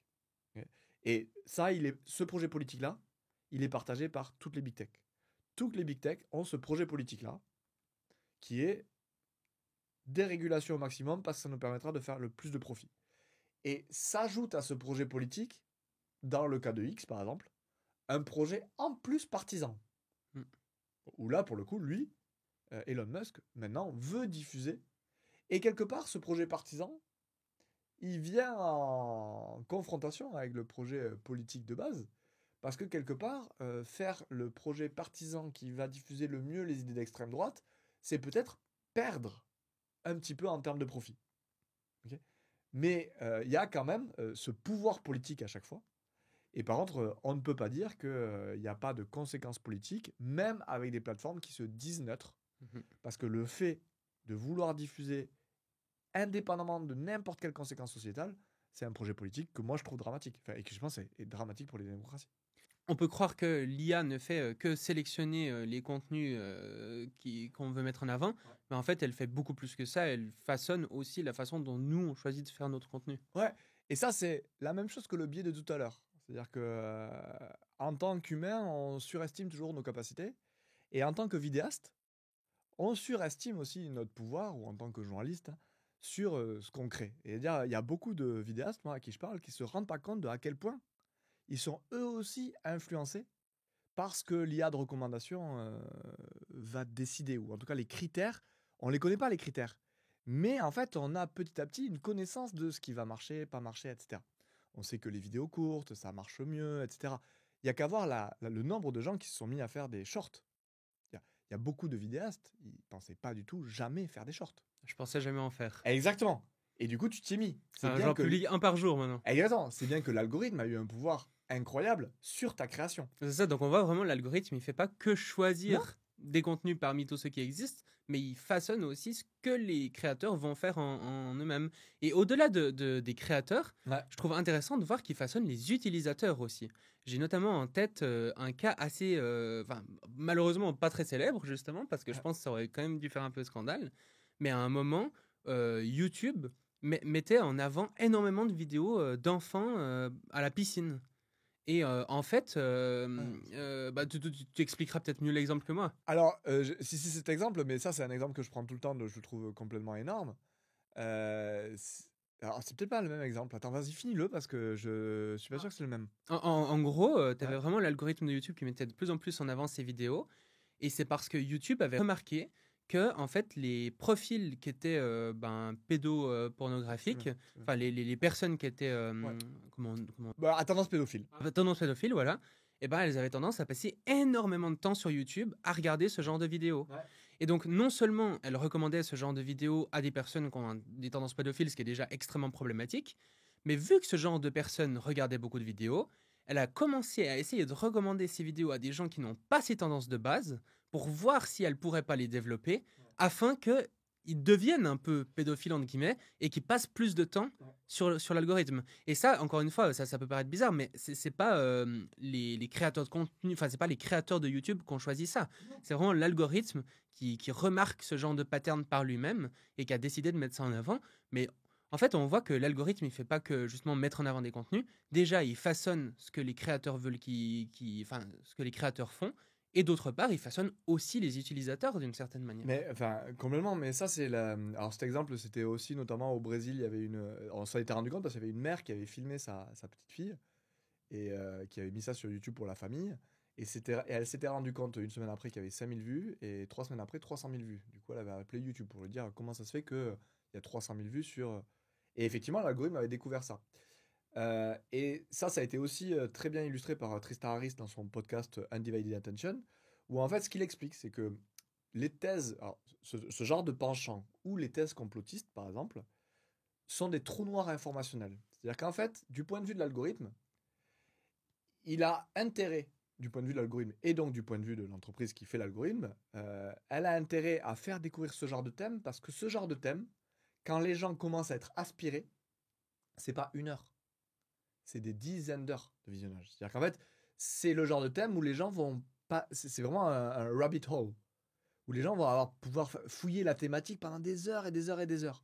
Et donc, du point de vue de l'engagement, il a tout intérêt à montrer ce genre de vidéo parce que même si il y a tout un groupe qui va pas être intéressé à ça, parmi les 100 à qui il va proposer la vidéo, il suffit de un qui soit une bonne cible potentielle sur qui ça marche, et ça va faire exploser les scores. Et effectivement, tu as raison de dire, même si moi j'ai jamais regardé de trucs sur la thèse reptilienne, s'il s'avère que j'ai été sensible à plein de thèses un peu connexes ou que j'ai des goûts qui sont qui expriment des tendances qui sont aussi incarnées dans les gens qui vont craquer pour cette thèse reptilienne, ben, l'algorithme va dire ah ben il est peut-être aussi candidat à la thèse reptilienne. Et c'est aussi Tristan Harris, moi je trouve qu'il exprime très bien à quel point les algorithmes de recommandation ont une influence sur les créateurs de contenu. Et c'était un exemple que je trouvais remarquable, c'était de dire en fait le Parti communiste chinois n'a pas besoin de monnayer et de payer des influenceurs et des influenceuses pour qu'ils aient les bons discours et les bons narratifs qui soient alignés avec ce que le Parti communiste chinois veut. Il lui suffit de donner de la visibilité sociale aux influenceurs et influenceuses qui ont déjà les bons narratifs. Et en fait, son invité, parce que c'était pas Tristan Harris, c'était son invité, disait il faut voir le contrôle que tu as sur une IA de recommandation comme si tu avais le contrôle sur une planche à billets de visibilité sociale. Et ça, c'est hyper fort parce que tu n'as même pas besoin d'argent. Tu as juste besoin d'avoir le contrôle sur l'IA de recommandation. Et donc, du coup, tu vas rétribuer en visibilité sociale tous les gens qui ont le bon discours. Et un autre aspect qui fait que quand même c'est compliqué de voir ces algorithmes comme étant des sortes de démocratie sur lesquelles on voterait avec nos pouces ou ce genre de choses, c'est le fait que on ne sait pas comment ils fonctionnent, quoi. Ah oui. Alors, en fait, il y a dans la vidéo sur laquelle je vais parler de les 4 piliers d'une démocratie, d'un numérique vraiment démocratique. Il y a le premier, c'est celui dont on a déjà parlé, qui est en fait, il faut voter avec la partie réfléchie Il faut vraiment donner du pouvoir à la personne réfléchie qui est en chacun de nous et pas à la personne émotionnelle. Le deuxième, c'est celui dont tu parles, c'est la transparence des processus démocratiques. C'est-à-dire que quand je vote en démocratie, en France, je sais exactement comment mon vote va être comptabilisé. Je sais qu'il va aller dans une urne, que les gens vont compter, que toutes les voix vont être ajoutées, etc. Donc je connais le processus. Alors que quand tu swipes, quand tu likes, quand tu mets un commentaire, tu sais absolument pas comment l'algorithme va prendre en compte ça pour recommander des vidéos. Par exemple, si moi je sais que quand je fais un commentaire hargneux sous une vidéo de Yann Lequin où il dit que amplifier l'intelligence humaine avec des intelligences artificielles, ça ne peut avoir que des conséquences négatives, si je sais que ce commentaire va engendrer une recommandation de cette vidéo, peut-être qu'en fait ce commentaire je le ferai pas. Or, j'en sais rien. Donc je suis un peu, du coup je sais pas ce qu'il faut que je fasse, donc c'est pas vraiment démocratique. Et après les deux autres choses, le troisième c'est la robustesse. C'est-à-dire qu'en fait, quand je il y a pas il y a en démocratie en France, on essaie d'éviter que des gens bourrent les urnes. Hein, on essaie d'éviter qu'il y ait des gens qui aient trop de pouvoir par rapport à d'autres. C'est une personne, une voix. Or, aujourd'hui, avec les systèmes d'IA de recommandation des big tech, ils sont pas robustes à des gens qui essaieraient massivement d'influencer les prochaines recommandations. Donc, il y a plein de stratégies différentes, notamment l'astroturfing là, qu'il y a eu aux élections roumaines, pour faire en sorte que des vidéos soient massivement diffusées. Donc, par les élections roumaines, sur TikTok, il y a eu donc du similitantisme, en français ça s'appelle. C'est en fait tu simules des militants numériques, du coup, qui ont une influence sur les prochaines recommandations, parce qu'ils se sont aperçus que dans les commentaires TikTok, si tu mettais Go Georgescu, un candidat, en commentaire, il s'avérait que l'IA de recommandation allait prendre en compte le nombre de ces commentaires pour recommander la prochaine vidéo. Donc en fait, si tu mettais beaucoup de Go Georgescu, tu as été retrouvé avec la prochaine vidéo qui était une vidéo de Georgescu. Et donc ça, c'est un problème. C'est-à-dire que c'est aussi pour ça que c'est pas démocratique, c'est que c'est des IA de recommandation, elles sont pas démocratiquement robustes. On n'est pas du tout sûr que chaque personne ait la même influence sur les recommandations. Et quatrième point, et qui est vraiment un point essentiel, c'est que le but d'une démocratie ou une démocratie, c'est que c'est basé sur une vision partagée. Et le fonctionnement démocratique fonctionne parce qu'on a des connaissances et des valeurs partagées. Or, aujourd'hui, les IA de recommandation et le monde numérique tel qu'il est, il fait tout pour nous isoler dans des bulles différentes qui vont à l'encontre du fonctionnement démocratique. Donc pour moi, ces quatre raisons font que les IA de recommandation aujourd'hui, on ne peut pas les considérer comme démocratiques. Parce que oui, moi, je vais swiper. Mais en fait, je ne suis pas du tout sûr que les swipes et que les avis des autres participants à la grande démocratie TikTok soient sur les mêmes vidéos. C'est pas un vote commun. On n'est pas en train de voter en commun pour des choses. On est en train de voter pour la prochaine vidéo qui, moi, m'auto-capturera. En fait, c'est comme si chacun, on s'enfermait dans une dictature de nos instincts à nous. Non, une démocratie, c'est une démocratie collective de notre sagesse collective et de la partie de nous la plus éclairée. Ce qu'on fait quand on swipe, c'est qu'on se crée sa propre cage à soi où on donne du pouvoir à la partie émotionnelle de chacun d'entre nous. C'est différent. Bah, un grand merci, en tout cas, pour toutes ces informations. C'était vraiment passionnant. Et il faudra vraiment que je te réinvite parce que je pense que j'ai pu te poser la moitié des questions que j'avais. J'ai tellement de Ah, questions à te poser et il faudra qu'on refasse ça, notamment sur tout l'aspect solution parce exactement. que, J'allais en parler. ouais, Alors, là, on n'a là, même pas parlé de solution. c'est ça, c'est ça. Mais il faut qu'on arrête parce que Ok, on arrive à la fin. Mais promis, je te réinviterai. On ok, parlera des parfait. solutions à tout ça pour pas que les gens ressortent totalement déprimés. Ouais, Et en attendant, je précise quand même que tu as une chaîne YouTube qui ouais, s'appelle Après la bière, comme je l'ai dit ouais, en introduction. Et donc, allez vous abonner à cette chaîne YouTube qui carrément. parle notamment justement de De tout ces aspects ça. solutions et puis Ouais. de tout un tas d'autres sujets dont on n'a pas parlé. Et Et puis, oui, tu es aussi co-auteur du livre La dictature des algorithmes, donc coécrit avec les de la chaîne Science for All, que je peux qu'inviter les auditeurs aussi à aller acheter et lire. Franchement, un des meilleurs livres sur le sujet qui puisse être trouvé. Donc, fortement recommandé si vous voulez creuser un peu les sujets dont on a parlé aujourd'hui. et si vous voulez sortir de la dictature des IA de recommandation, vous pouvez aussi vous abonner à la newsletter, parce que moi je pense que c'est important les newsletters, parce que c'est une manière d'échapper un peu à ces dynamiques, de s'abonner aux newsletters de gens que vous pensez avoir un discours intéressant. Donc n'hésitez pas à vous abonner à la newsletter d'après la bière. J'essaie de l'entretenir. Je mettrai tout ça, tous Ouais. les liens en description afin que les gens puissent trouver tout ça facilement. Pour finir, j'aimerais te poser la question que je pose à tous mes invités. Vas-y. Si tu étais sur une scène avec un micro dans la main et l'humanité entière face à toi, que tu pouvais transmettre un message en quelques minutes, qu'est-ce que tu dirais? Aujourd'hui, on est dans un monde où je pense qu'on se rend compte de à quel point c'est tellement complexe que c'est assez vertigineux d'agir parce qu'on se dit, ben, moi, mon action à mon échelle, elle a absolument strictement aucune chance d'avoir une influence ou de répondre aux enjeux tels que je les vois. Et donc moi, si j'avais un micro, je dirais, en fait, il faut se rendre compte que chaque chose qu'on fait, chaque technologie qu'on invente, chaque nouveau comportement dont on fait la promotion, peut-être qu'aujourd'hui, ça ne fonctionnera pas, ça se diffusera pas, mais par contre, ça crée un nouveau, ce que j'appelle, ce qui est appelé un adjacent possible, c'est-à-dire qu'en fait, par exemple, l'outil Tournesol, donc l'association dans laquelle je suis, qui permet de faire des algorithmes de recommandation différents, je pense que aujourd'hui, dans le contexte actuel, aucun système et aucune big tech et l'Europe ne va pas mettre en place ces systèmes de recommandation alternatifs. Par contre, je pense que si on a raison de penser qu'aujourd'hui c'est essentiel, il y aura un moment, il risque d'y avoir un moment où l'humanité ou des grands systèmes auront besoin de ces outils. Et que si on ne les avait pas développés, eh bien, ils n'auraient pas été accessibles et ils n'auraient pas été utilisables au moment où ça sera l'urgence. Et donc je pense qu'en fait, chacun d'entre nous a un énorme pouvoir, et on ne se rend pas compte à quel point, de créer ces choses-là un peu avant. Parce qu'un jour, en fait, il y aura les conditions peut-être que ces outils soient diffusables et diffusés. Et donc en fait, je voudrais dire à tout le monde qu'on a un énorme pouvoir, nous, de créer des choses qui rendent des mondes auxquels on aspire possibles dans le contexte de demain dont personne ne sait ce qu'il sera. Jean-Loup Fourquet, merci. Merci à toi.